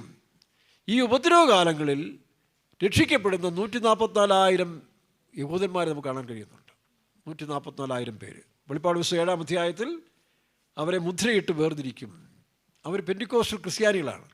അവർ ബൈബിളിലെ വചനം അറിയാവുന്നതുകൊണ്ട് അവരെന്ത് ചെയ്യും? ഓടും. പക്ഷെ ഓടുന്ന ഇവരെ അന്തിക്രിസ്തു പെടത്തില്ല. ഓടുന്നവരുടെ പുറകെ എന്ത് ചെയ്യും? ഇവരെ ഇല്ലാതാക്കാൻ വേണ്ടി പോകുന്ന സമയത്തിൽ ഇവർ യോർദാനിൽ വന്ന് അഭയം തേടും. നല്ല ശതമാനം യഹൂദന്മാരും ഈ ഓടിപ്പോക്കിൽ യോർദാനിൽ വന്ന് അഭയം തേടും. അപ്പോൾ യോർദാനോട് സഖ്യതയില്ലാത്ത എതിർ ക്രിസ്തുവാണെങ്കിലും യോർദാനിലെ വീരന്മാർ ഇവരെതിരാകും. ഈ പറഞ്ഞ പെന്റിക്കോസ്റ്റൽ യഹൂദ ക്രിസ്ത്യൻസിനെതിരായി നിൽക്കി അവരെ ഒറ്റിക്കൊടുക്കാൻ ശ്രമിക്കുമ്പോൾ ഈ എതിർ ക്രിസ്തുവിൻ്റെ സൈന്യങ്ങൾ ഈ യഹൂദന്മാരെ നശിപ്പിക്കാൻ വേണ്ടി യോർദാനിലേക്ക് വരുന്ന സമയത്താണ് കർത്താവ് എഴുന്നേറ്റ് വരുന്നത് യുദ്ധം ചെയ്യാൻ. ക്രൂശിൽ കുത്തുന്നത് ക്രിസ്തു അല്ല. എതിർ ക്രിസ്തുവിനോടും അവൻ്റെ സൈന്യത്തോടും പ്രതികാരം ചെയ്യാൻ വേണ്ടി ഏദോമിൽ നിന്ന് രക്താംബരം ധരിച്ച് ബോസ്രയുടെ മേൽ ചിറക് വീഴ്ത്തുന്നവനാർ. യെശയ്യാ 63 1 വാക്യം വായിച്ചു. യെശയ്യാ 63 1. ഏദോമിൽ നിന്ന് രക്താംബരം ധരിച്ചുകൊണ്ട് നോക്കുക, ഏതോം ഏതാ? യോർദാൻ. അപ്പോൾ ഏദോമിൽ ഒരു പ്രധാന പട്ടണത്തിൽ പേരാണ് ബൊസ്ര. ഇറാഖിലുണ്ടൊരു ബൊസ്ര, ഇവിടെയുണ്ടൊരു ബൊസ്ര. ഏദോമിൽ നിന്ന് രക്താംബരം ധരിച്ചുകൊണ്ട് ബൊസ്രയിൽ നിന്ന് വരുന്നവൻ ഇവരാ. ഏദോമിൽ നിന്ന് രക്താംബരം ധരിച്ചുകൊണ്ട് ബൊസ്രയിൽ നിന്ന് വരുന്ന ഇവൻ ആർ? വായിക്കാം. വസ്ത്രാലങ്കൃതനായി തന്റെ ശക്തിയുടെ മഹാത്മ്യത്തിൽ നടകൊള്ളുന്നവർ ഇവനാർ. നീതിയെ അരുളി ചെയ്യുന്നവനും രക്ഷിപ്പാൻ വല്ലഭനുമായവൻ ഞാൻ തന്നെ. ഞാൻ തന്നെ. ആരാത്? നീതി അരുളി ചെയ്തവനും രക്ഷിപ്പാൻ ശക്തിയുള്ളവനും ആരാ? യേശു ക്രിസ്തു. താഴോട്ട് വായിക്കാം. നിന്റെ ഉടുപ്പ് ചുമന്നിരിക്കുന്ന എന്ത്? അതവിടെ എഴുതിയിട്ടുണ്ട്. വെളിപ്പാട് പുസ്തകം നമ്മൾ വായിക്കുമ്പോൾ രക്തം തളിച്ച ഉടുപ്പ് അല്ലേ? 19 അവൻ രക്തം തളിച്ച ഉടുപ്പ് ധരിച്ചിരിക്കുന്നു. വായിച്ചേ.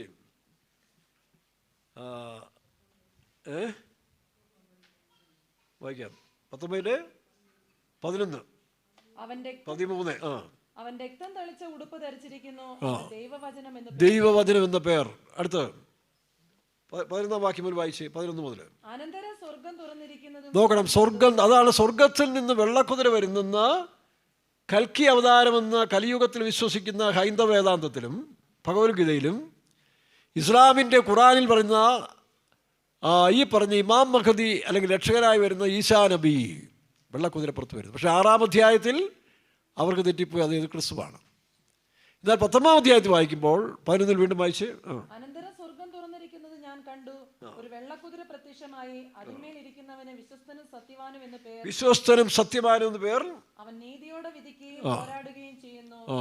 അവന്റെ കണ്ണ് അഗ്നിജ്വാല, തലയിൽ അനേക രാജമുടികൾ, എഴുതിയിട്ടുള്ള ഒരു നാമവും അവനുണ്ട്. അത് അവനല്ലാതെ ആർക്കും അറിഞ്ഞുകൂടാ. അവൻ രക്തം തളിച്ച ഉടുപ്പ് ധരിച്ചിരിക്കുന്നു. രക്തം തളിച്ചെങ്ങനെ വന്നപ്പോൾ വെള്ള ഉടുപ്പായിട്ടാണ് വന്നേ. പക്ഷേ ഈ ബൊസ്രായിൽ വന്ന സമയത്തിൽ തൻ്റെ വായിൻ ശ്വാസത്തെ യേശു ക്രിസ്തു ആക്ഷിക വാളല്ല.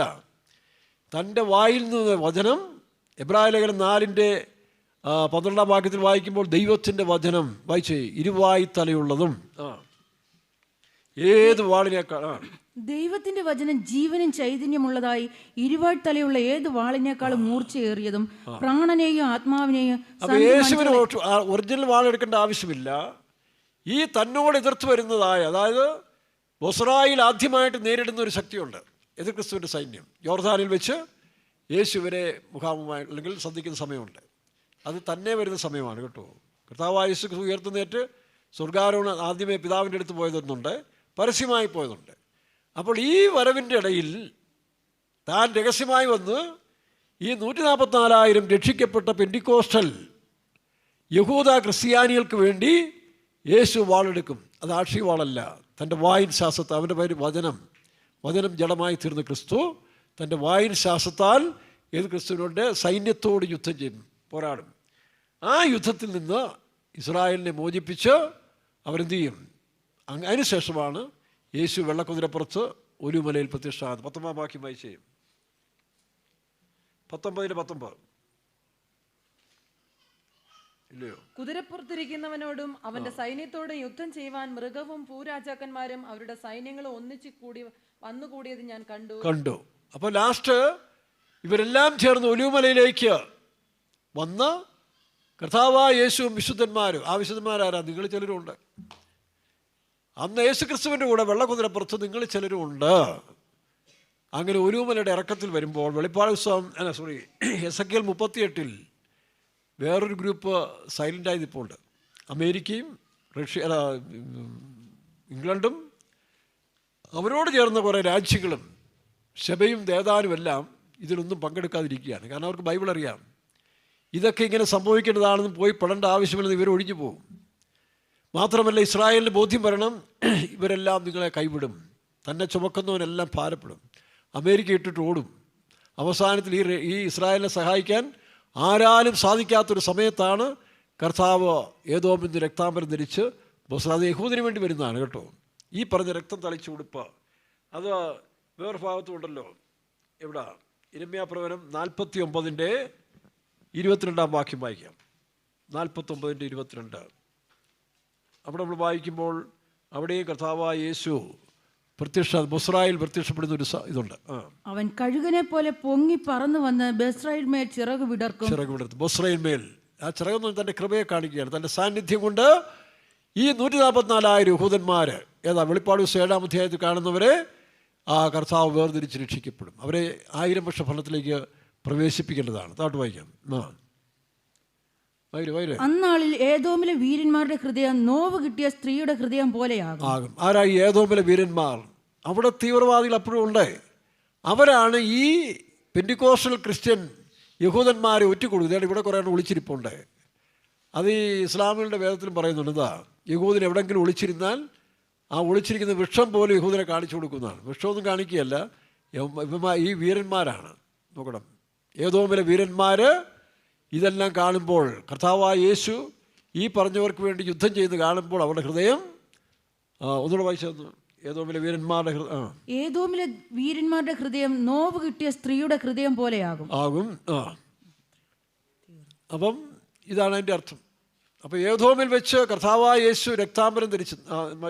അതാണോ 49 വായിച്ചത്? 49 വായിച്ചത്? ഇരമ്യ 49:22 വായിച്ചത്. അപ്പോൾ ഈ ബൊസ്രായിലാണ് കർത്താവായ യേശു തനിച്ച് വന്ന് ഇസ്രായേലിന് വേണ്ടി, ഈ ശേഷിപ്പിന് വേണ്ടി യുദ്ധം ചെയ്തു. അത് കഴിഞ്ഞാണ് കർത്താവ് വായിക്കുക വെള്ളക്കുതിരപ്പുറത്ത് വരുന്ന 19 വായിച്ചേ. വെളിപ്പാട് 19:19. കുതിരപ്പുറത്തിരിക്കുന്നവനോടും അവന്റെ സൈന്യത്തോടെ യുദ്ധം ചെയ്യുവാൻ മൃഗവും ഭൂരാജാക്കന്മാരും അവരുടെ സൈന്യങ്ങളും ഒന്നിച്ചു വന്നു കൂടിയത് ഞാൻ കണ്ടു. മൃഗത്തെയും അതിന്റെ മുമ്പാകെ താൻ ചെയ്ത അടയാളങ്ങളാൽ മനുഷ്യരെ ചതിച്ച് മൃഗത്തിന്റെ മുദ്ര ഏൽപ്പിക്കുകയും അതിന്റെ പ്രതിമയെ നമസ്കരിപ്പിക്കുകയും ചെയ്ത കള്ളപ്രവാചകനെയും പിടിച്ചുകെട്ടി ഇരുവരെയും ഗന്ധകം കത്തുന്ന തീപ്പൊയ്കയിൽ ജീവനോടെ തള്ളിക്കളയും. അതാണ് ആ ഫൈനൽ യുദ്ധം. അതിനു മുമ്പ് നമുക്ക് വേറെ വാക്കിട്ട് വായിക്കാം.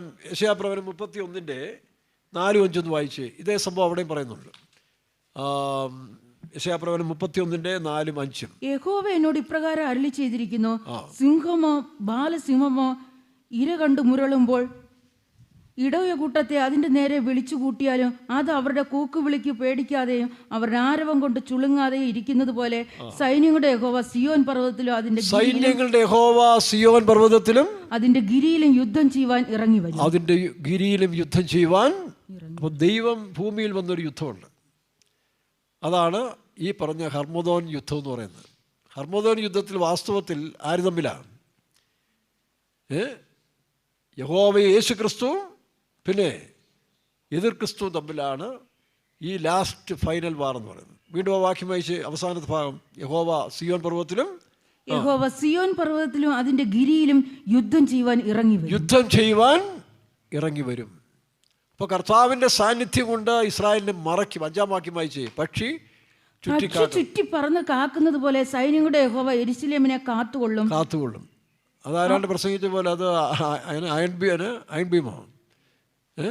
അയൺഡോൺ ഏതോ ഒരു പ്രാസംഗികം പറഞ്ഞ അയൺഡോണാണ് ഈ മിസ്രം ഇതിനെ കാത്തുകൊണ്ടത്. പിന്നെ അവൾ തിരുത്തിയെന്ന് തോന്നി കേട്ടോ.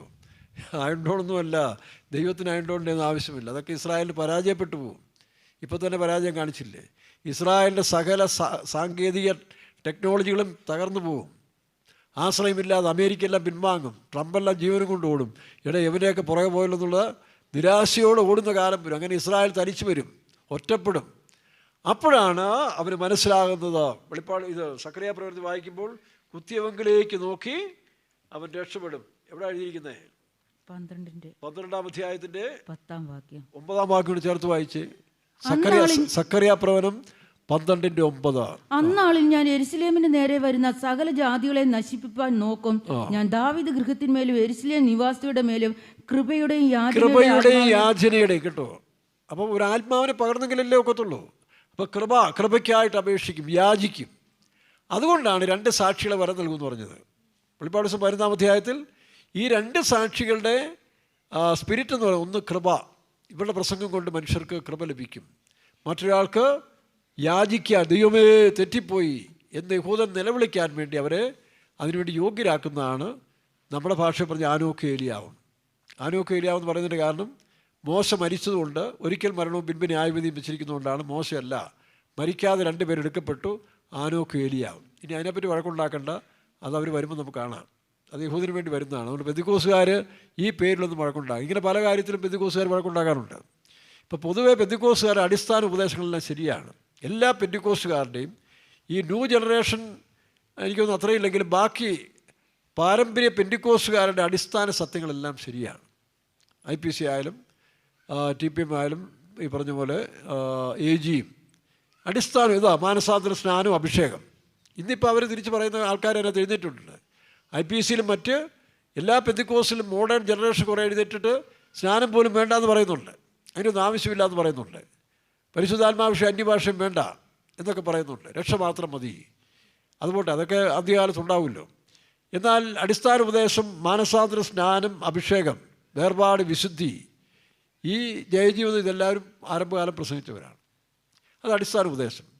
പിന്നെ ഈ അടുത്ത കാലത്ത് നമ്മൾ കണ്ടില്ലേ, TPM കൾട്ടാണെന്ന് പറയാൻ ഒരു കാരണം, അവർ ഈ ചില കാര്യം, ഒന്ന് വെളിപ്പാട് ദിവസം 12-ാം അധ്യായത്തിലെ സ്ത്രീ അത് യഹൂദനാണെന്ന് അവർ പറയുന്നു, TPMക്കാർ പറയുന്നത് സഭയാണെന്ന്. ഞാനും അതിനോട് യോജിക്കുക. രണ്ടാമത് വെളിപ്പാട് ദിവസം 14-ാം അധ്യായത്തിൽ കാണുന്ന പുതിയ നിയമ വിശുദ്ധന്മാർ, അത് പുതിയ നിയമസഭയിലെ ഏറ്റവും ആത്മീയ ജീവിതത്തിൽ ഉയർന്ന വിശുദ്ധന്മാരാണ്. അത് വിശ്വാസികളും വേലക്കാരെന്ന് പറയുന്ന ആ സ്ഥാനത്ത് ആര് വന്നാലും, അതേ റേഞ്ചിൽ ആര് വന്നാലും അവർക്ക് ആ യോഗ്യത ഉണ്ടാകും. അത് വേലക്കാർ മാത്രമാണെന്ന് ആരെങ്കിലും പണ്ട് പറഞ്ഞെങ്കിൽ അത് തിരുത്തട്ടെ. കാരണം ആ ഒരു റേഞ്ചിൽ ആർക്കും അവിടെ എത്താം. പക്ഷേ ആ റേഞ്ചിൽ എത്തണം, അല്ലെങ്കിൽ പ്രവേശിക്കാൻ ഒക്കത്തില്ല.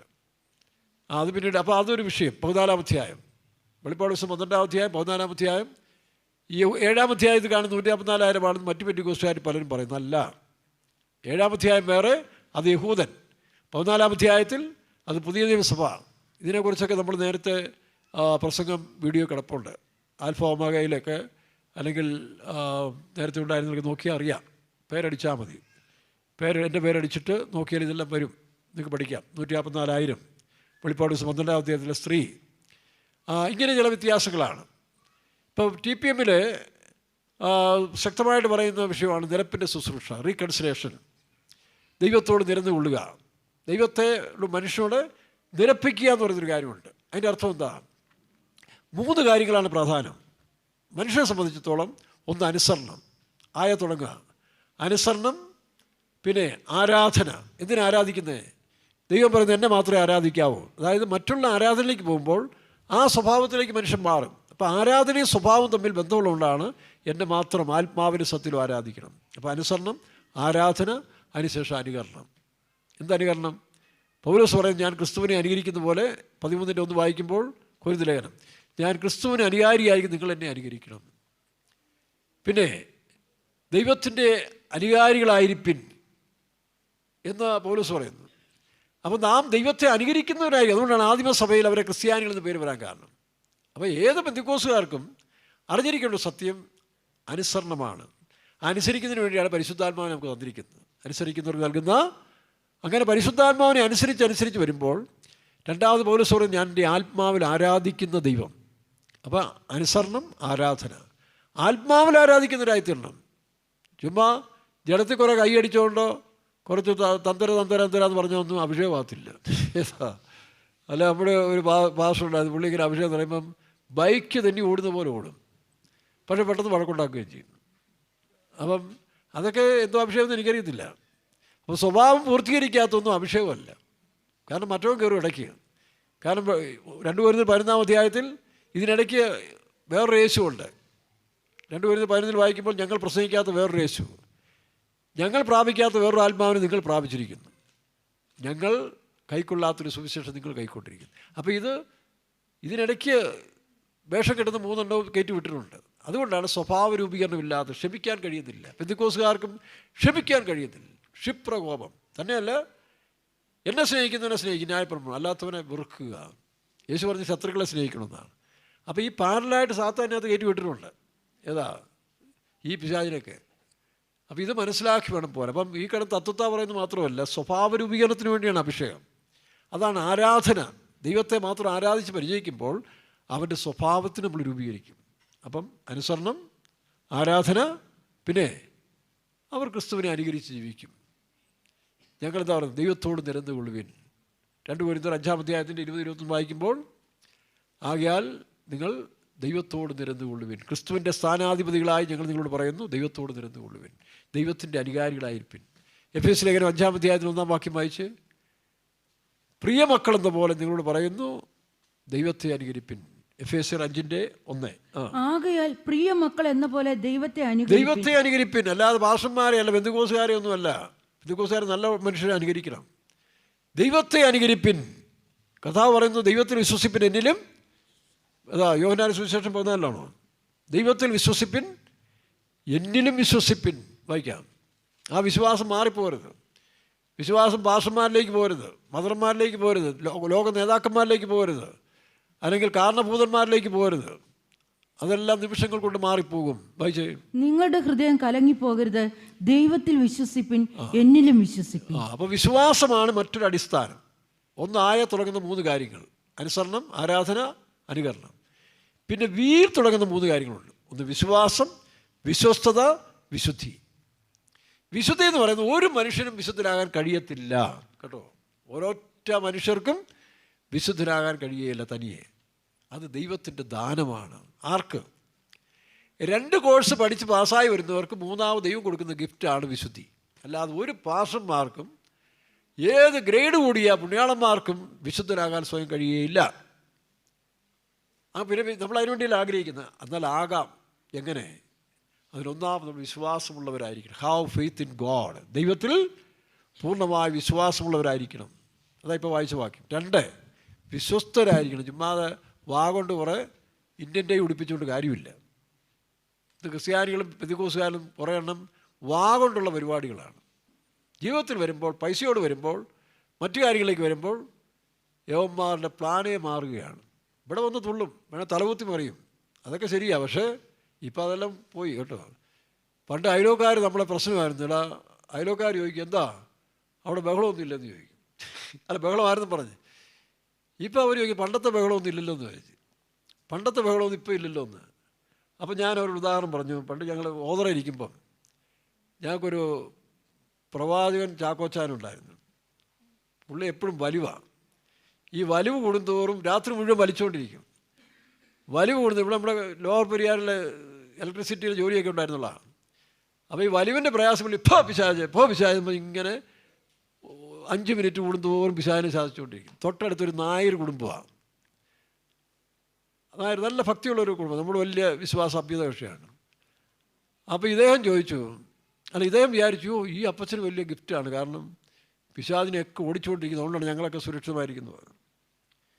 കുറേ നാൾ കഴിഞ്ഞപ്പോൾ ആ പാസ്റ്റർ മാറി വേറൊരു പാസ്റ്റർ വന്നു. അവിടെ അനക്കവേ ഇല്ല. ഒരു പിശാചിന് ഒരു ദിവസം ഒരു പ്രാവശ്യം പോലും പുള്ളി ഓടിക്കുന്നത് കേൾക്കുന്നില്ല. അപ്പോൾ ഈ നായരച്ഛനൊരു സംശയം.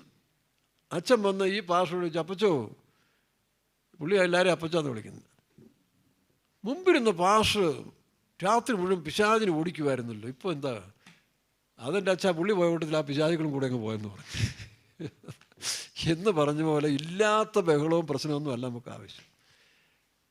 അപ്പോൾ അതുകൊണ്ട് ചുമ്മാ കിടന്ന് തുള്ളിച്ചാട്ടവും ബഹളവും കാണിച്ചിട്ട് അനുസരണവും ഇല്ലാതെ പോയാൽ, സ്വഭാവ രൂപീകരണം ഇല്ലാതെ പോയാൽ അകത്തിരിക്കുന്ന പിശാചാണ്. അവനും തുള്ളിക്കും, അവനും ചാടിക്കും. അത് ഞാൻ പറഞ്ഞ 2 കൊരിന്ത്യർ 11-ാം അധ്യായത്തിൽ ഈ പറഞ്ഞ 3 കാര്യങ്ങളും പാരലായിട്ട് പെന്തക്കോസ്ത് സഭകളിലുണ്ട്, കുമളിയിലും ഉണ്ട്, എല്ലായിടത്തും ഉണ്ട്. അത് അവൻ അങ്ങനെ അയച്ചിരിക്കുക ചാരന്മാരെ. അപ്പോൾ അവിടെ സൂക്ഷിച്ചോണം. നമ്മൾ ആരാധിച്ചതിന് ശേഷം സ്വഭാവ രൂപീകരണം ഇല്ലെങ്കിൽ ന്യായവിധിയിലേക്ക് പോകും, ശിക്ഷാവിധിക്ക് യോഗ്യരായി തീരും. ദൈവത്തിന് സ്തോത്രം. വായിച്ചേ, അവരെന്ത് ചെയ്യും? ഇപ്പോൾ വായിച്ച വാക്യം. 3-1 യഹൂദന്മാരെ തീയിൽ കൂടി കടത്തും. അപ്പോൾ നമ്മൾ ചിന്തിച്ചോണം, ഈ പറഞ്ഞ ആനോക്ക് ഏലിയാവും, പിന്നെ വെളിപ്പാട് ദിവസം 12-ാം അധ്യായത്തിലെയും 14-ാം അധ്യായത്തിലെയും, പിന്നെ ഈ നിരപ്പിൻ്റെ ശുശ്രൂഷ, ഇങ്ങനെ കുറേ കാര്യങ്ങൾ. പിന്നെ നിത്യവാസസ്ഥലത്തിൽ പുതിയ യെരൂശലേമിനെ കുറിച്ച് എല്ലാവർക്കും വെളിപ്പാടുണ്ടായിരുന്നു. അന്നത്തെ ബ്രദറുകാർ പോലും ഈ പുത്തൻ യെരൂശലേമിനെ കുറിച്ച് പാട്ടൊക്കെ ഉണ്ടാക്കിയിട്ടുണ്ട്, ഇല്ലയോ? ആരംഭകാല ക്രിസ്ത്യൻ പാടില്ലേ, പുത്തനാം യെരൂശലേമിലൊത്തും കാലമോർക്കുമ്പോൾ ഇത്തരയിൽ ക്ലേശമെല്ലാം. KV സൈമൺ സാറ് ബ്രദറുകാരനാ. അദ്ദേഹം പാട്ട് എഴുതിയിട്ടുണ്ടല്ലോ. പിന്നീട് പെന്തിക്കോസ്ത് വന്നെന്ന് എനിക്ക് തോന്നുന്നു. താൻ ഈ പുതിയ യെരൂശലേമിനെ കുറിച്ച് പാട്ട് എഴുതിയിട്ടുണ്ടല്ലോ, ഇഷ്ടംപോലെ പാട്ടുകൾ. അന്യഭാഷയില്ലാത്തവർ എഴുതിയിട്ടില്ലേ? അപ്പോൾ ആ കാലത്തിൽ ആ വെളിപ്പാട് അവർക്കുണ്ടായിരുന്നു. വെളിപ്പാട് പുസ്തകത്തിൽ 21-ാം അധ്യായത്തിലുണ്ടല്ലോ. അത് TPMകാർ കുത്തകയല്ല. TPMകാർ അതും പറയുന്നുണ്ട്, പിന്നെ ഏറ്റവും ഹയസ്റ്റ് പോർഷൻ സിയോൻ, അവിടെയല്ലേ രാജാവിന്, ഞാൻ എൻ്റെ രാജാവിന് സിയോനിൽ വാണിച്ച്. വേദപുസ്തകം ഇല്ലേ? വേദപുസ്തകം എന്തുമാത്രം വാക്യങ്ങളാണ് സിയോൻ യെരൂശലേം. പക്ഷേ TPMലെ ചില പുള്ളികൾ വ്യാഖ്യാനിക്കുന്നത് തെറ്റിക്കുകയാണ്. അവരും വ്യാഖ്യാനിച്ച് വരുമ്പം പാസ്റ്റർ ടി പറഞ്ഞ പോലെ, തിരുവനന്തപുരത്ത് പ്രസംഗിച്ച പോലെ, ചില നിഗളികളായ വേലക്കാരുടെ വാസസ്ഥലമായിട്ട് അവരെങ്കിലും വ്യാഖ്യാനിച്ചുകൊണ്ടിരിക്കുകയാണ്. നിഗളികളായ വിശ്വാസികൾ ഞങ്ങൾ എന്ത് കാണിച്ചാലും ഞങ്ങൾക്ക് സിയോനാണെന്ന് പറഞ്ഞ അഹങ്കാരം. അവർ പാതാളത്തിൻ്റെ അടിത്തട്ടിലെ പോകത്തുള്ളത് പാസ്റ്റർ ടി പറഞ്ഞിട്ടുണ്ട്. തിരുവനന്തപുരത്ത് വെച്ചൊരു പരസ്യ കൺവെൻഷൻ പറഞ്ഞു. അപ്പോൾ അങ്ങനെ അഹങ്കാരികൾ നിങ്ങളിലേക്കുള്ള സ്ഥലമല്ല സിയോൻ. ആർക്കുള്ളതാണ്? താഴ്മയും ദാരിദ്ര്യമുള്ള ജനം. അവനൊരു വാക്യം ഞാൻ പറയാം, വായിച്ച്. മത്തായിയുടെ സുവിശേഷം 18:4 വാക്യം വായിച്ച്. സിയോനിൽ ആരാണ് വസിക്കുന്നത്? വെള്ളയിട്ട വേലക്കാർ വസിക്കണമെന്നൊന്നും നിയമമൊന്നുമില്ല, അങ്ങനെ വസിക്കത്തുമില്ല. അങ്ങനെ ആരും TPMക്കാരെല്ലാവരും കൂടെ വ്യാമോഹിക്കുകയും വേണ്ട. നിങ്ങൾക്ക് പോകാം. പോകണമെങ്കിൽ എന്ത് ചെയ്യണം? വായിച്ചേ. മത്തായി 18:4.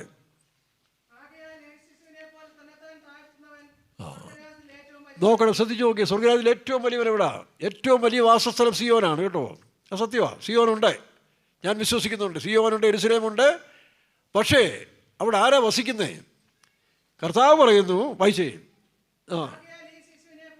ഈ ശിശുവിനെ പോലെ തന്നെത്താൻ താഴ്ത്തുന്നവൻ സ്വർഗരാജ്യത്തിൽ ഏറ്റവും. അപ്പോൾ സ്വർഗരാജ്യത്തിൽ ഏറ്റവും വലിയ സ്ഥാനത്തിൽ സിയോനിൽ പോകണമെങ്കിൽ ആരെ പോലെ ആകണം? ശിശുക്കളല്ല, ശിശുക്കളെ പോലെ. ശിശുവിനെന്തില്ല? പാർഷ്യാലിറ്റി ഇല്ല, പ്രതികാരമില്ല, വഞ്ചനയില്ല, എല്ലാ സൽഗുണങ്ങളും. അതുതന്നെയാണ് എവിടെ വായിക്കുന്നത്? പത്രോസിനെ 2-ാം അധ്യായത്തിൽ 1 വായിക്കുമ്പോൾ, ആകയാൽ എല്ലാ ചതിവും ദുഷ്ടതയും വിട്ട് ഇപ്പോൾ ജനിച്ച ശിശുക്കളെ പോലെ. അപ്പോൾ അങ്ങനെ ഒരു കൺവേർഷൻ നമുക്കുണ്ടാകണം. പെന്തിക്കോസിലെ പാസ്റ്റർമാർക്കും വിശ്വാസികൾക്കും ഈ കൺവേർഷൻ ഉണ്ടായെങ്കിൽ മാത്രമേ കർത്താവിൻ്റെ വരെ പോവുകയുള്ളൂ, സിയോൻ യെരൂശലേം കിട്ടത്തുള്ളൂ. വായിക്കാം. ആകയാൽ സകല ദുഷ്ടതയും എല്ലാ ചതിവും വ്യാജഭാവവും അസൂയയും. അതാ ആനയുടെ 2 തുമ്പിക്കൈ. ഇങ്ങനെയും പറയും അങ്ങനെയും പറയും. പണ്ട് ഒരു വർക്കേഴ്സ് മീറ്റിംഗ് ഞാൻ ചെല്ലുമ്പോഴേ നമ്മുടെ വർഗീസ് പാസ്റ്റർ പറഞ്ഞു, ചെറിയാച്ചാ കള്ളിനും ചെത്തും പിന്നെ ചക്കരയ്ക്കും ചെത്തുന്ന പാർട്ടിയാ. പുള്ളി എല്ലാവരും ഉദ്ദേശിച്ചാണ്. ആരെയാ അന്ന് പറഞ്ഞില്ല, പിന്നെ പറഞ്ഞു. ഏതാ കട്ടപ്പനയിൽ തന്നെ ഞങ്ങളുടെ കൂടെയുള്ള 1-2 പേരെ പറ്റി പറഞ്ഞു. എന്താ അവർ കള്ളിനും ചെത്തും ചക്കരയ്ക്കും, 2 തുമ്പിക്കയുണ്ടെന്ന്. ഇരുവാക്ക്, ഇവിടെ നിൽക്കും അവിടെ നിൽക്കും. കള്ളനെ കണ്ടാൽ അവരുടെ കൂടെ നിൽക്കും, പോലീസുകാരനെ കണ്ടാൽ അവരുടെ കൂട്ടത്തിൽ നിൽക്കും. അപ്പോൾ കള്ളനാണോ? ഒറിജിനൽ കള്ളനല്ല. വായിക്കാം. എല്ലാ നുണയും നീക്കിക്കളഞ്ഞ് ഇപ്പോൾ ജനിച്ച ശിശുക്കളെ പോലെ നുണ പറയുന്നവര് സ്വർഗത്തിൽ പോവോ? ഇല്ല. എവിടെ എഴുതിയിരിക്കുന്നത്? വൈര്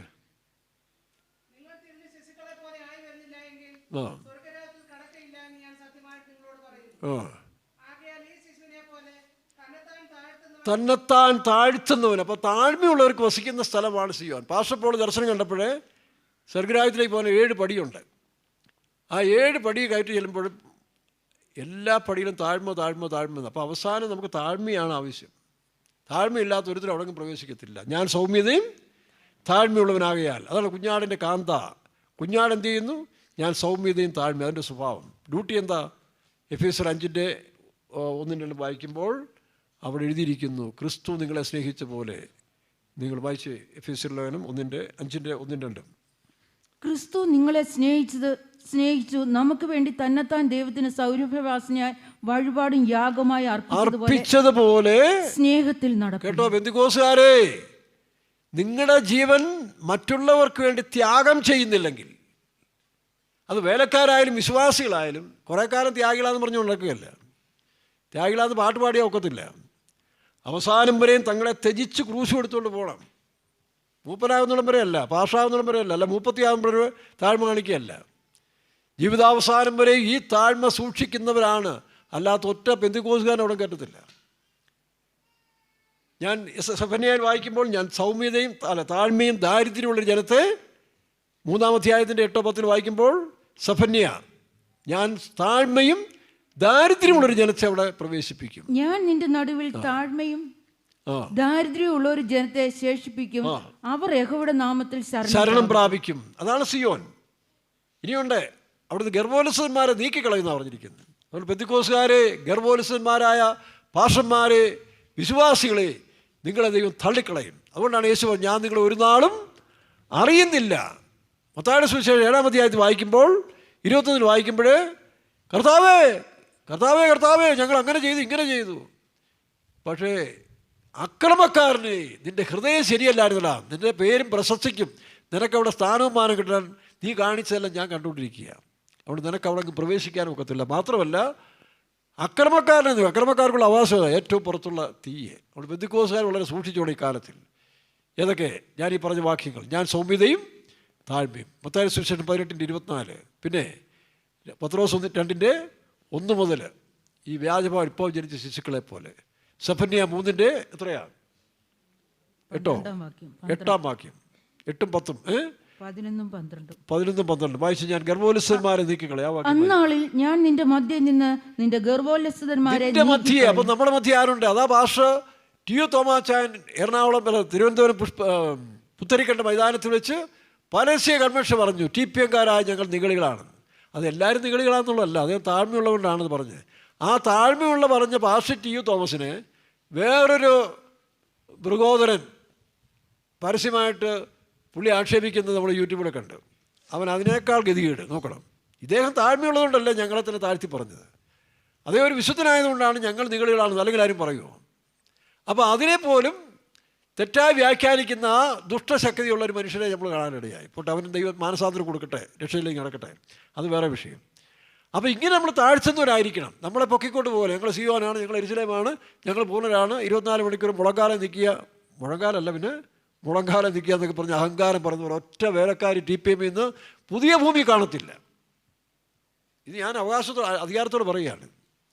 അവിടെ സൂക്ഷിച്ചോണം. യേശു ക്രിസ്തുവിൻ്റെ സ്വഭാവത്തിൽ രൂപീകരിക്കണം. ഞാൻ സൗമ്യതയും താഴ്മുള്ളവർ. 2, അവൻ്റെ ഡ്യൂട്ടി എന്ത് ചെയ്യണം? നിങ്ങൾ സാക്രിഫൈസ് ചെയ്യണം. നിങ്ങളുടെ മക്കൾക്കും ഭാര്യയ്ക്കും മാത്രമല്ല, നിങ്ങളുടെ ജീവൻ പൊതു നന്മയ്ക്ക് വേണ്ടി അർപ്പണം ചെയ്യണം. ഈ വെളിപ്പാട് കൊണ്ടാണ് ഈ കുമളിയിലും വന്ന് ഈ സുവിശേഷം പറയാനും കെട്ടിടം പണിയാനും ഒക്കെ താല്പര്യം കാണിക്കുന്നത്. മനസ്സിലാകുന്നു? അല്ല വേറെ പണിയില്ലാഞ്ഞിട്ടല്ല. ഞാനും നല്ല ബിസിനസ്സുകാരനായിരുന്നു, കൃഷിയുണ്ടായിരുന്നു. ഇതെല്ലാം ത്യജിച്ചിട്ടാണ് വന്നത്. കാരണം ജീവിക്കാൻ നിവൃത്തിയില്ലാഞ്ഞിട്ടല്ല. ഇപ്പോൾ നമ്മുടെ ചീഫ് പാസ്റ്റർ മലേഷ്യയിൽ ഏറ്റവും വലിയ പോലീസ് ഓഫീസറുടെ മകനാണ്. അവിടെ വെള്ളക്കല്ല് കിട്ടിയതുപോലെ ഗവൺമെൻറ്റിൻ്റെ സ്പെഷ്യൽ പത്മശ്രീ കിട്ടിയ മനുഷ്യനാണ്. പാസ്റ്റർ MD ഏക്കർ കണക്കിന് സ്ഥലവും നിലവുള്ള യോഗ്യമായ ഒരു കുടുംബത്തിൽ നിന്ന് ഇറങ്ങിയതാണ്. അങ്ങനെ പല വേലക്കാരും ഇറങ്ങിയിട്ടുണ്ട്. ഇപ്പോൾ ജീവിക്കാൻ നിവൃത്തിയില്ലാത്തവർ. പക്ഷേ വേറെ ചിലരുണ്ട്, അവർ ഈ പറഞ്ഞ പോലെ അല്പം കാണുമ്പോൾ അർദ്ധരാത്രി കുടപിടിക്കുന്നു പറഞ്ഞ പോലെ ഇതിനകത്ത് വന്നില്ലാത്ത പേക്കൂത്ത് കാണിക്കുന്ന കുറേ വേലക്കാരിനകത്തുണ്ട്. പറയാതിരിക്കാൻ ഒക്കത്തില്ല. അവർക്കിതാ സ്വർഗം, ഇവിടുത്തെ പണവും സൗഭാഗ്യവും വിശ്വാസമുള്ള ജീവിതവും. അങ്ങനെ കുറേ അത് പിന്നെ കുറേ നാൾ കഴിയും പൊക്കോളും. ദൈവം നൃത്തത്തിൽ ഓടിക്കും. അല്ലെങ്കിൽ അവസാനത്തിന് ന്യായവിധിയിലേക്ക് ഇവരെല്ലാം കൊണ്ടുവന്ന് തീപ്പൊയിലിടും. പറയാതിരിക്കാൻ ഒക്കത്തില്ല. വിഷമം കൊണ്ട് പറയുകയാണ്. പിന്നെ ഇനിയും വാക്കി തീർന്നില്ല. സിയോൺ എന്ന് പറയുന്നത് അഹങ്കാരികളുടെ നാടല്ല. വായിച്ച് യെശയ്യാ 14:30-32 വായിച്ച്. യെശയ്യാ 14:30-32 വായിക്കാം. ഞാൻ യഹോവ സിയോനെ സ്ഥാപിച്ചിരിക്കുന്നു. യഹോവ സിയോനെ സ്ഥാപിച്ചിരിക്കുന്നു, അവിടെ അവന്റെ ജനത്തിന്റെ അരിഷ്ടന്മാർ. ആരാ അരിഷ്ടന്മാർ? ഇംഗ്ലീഷിൽ പൂർ ഓഫ് ഹിസ് പീപ്പിൾ. അവൻ്റെ ദാരിദ്ര്യമുള്ളതായ മനുഷ്യർ, അല്ലെങ്കിൽ ഇപ്പോഴും എളിമയായിട്ട് ജീവിക്കുന്നവർക്കാണ് അവിടെ അവകാശം. അവൻ്റെ ജനത്തിൽ എളിമയുള്ളവർക്ക് അവരവിടെ സ്വർണം പ്രാപിക്കും. അടുത്ത വാക്യം വായിച്ച്, ജനത്തിൽ എളിയവരിൽ ആദ്യജാതന്മാർ അവിടെ മേയും. വായിക്കാം.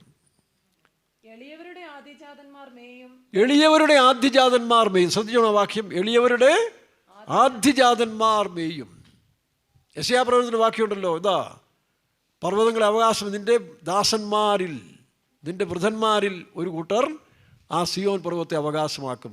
65-ലാണോ?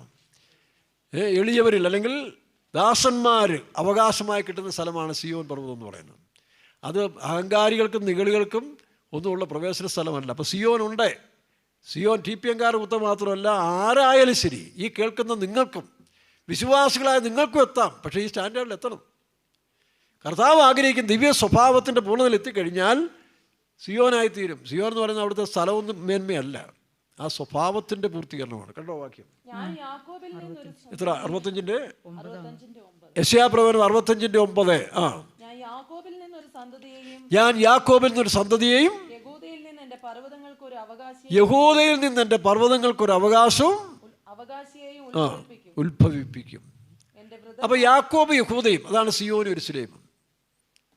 സഭയിൽ 2 ഗ്രൂപ്പുണ്ട്, സിയോനും യെരുശലേമും. പെന്തക്കോസ്ത് നാളിൽ പരിശുദ്ധാത്മാഭിഷേകം പ്രാപിച്ച 120 പേരിൽ 2 ഗ്രൂപ്പിനെ കാണും. 12 അപ്പോസ്തലന്മാരും 120 വിശ്വാസികളും. പിന്നെ അത് തുടർന്നുകൊണ്ടിരിക്കുകയാണ്. അപ്പോൾ ഈ വിശ്വാസികൾ പൂർണ്ണരാകുന്നവരും വേലക്കാരി പൂർണ്ണരാകുന്നവരും ചേർന്നാണ് വെളിപ്പാട് പുസ്തകം 12-ാം അധ്യായത്തിൽ കാണുന്ന ആൺകുട്ടി. സ്ത്രീയല്ല. സ്ത്രീ പെന്തക്കോസ്ത് സഭ, ലോകത്തിൽ കാണുന്ന പെന്തക്കോസ്ത് സഭയാണ്. അത് TPM എന്നുള്ളതല്ല.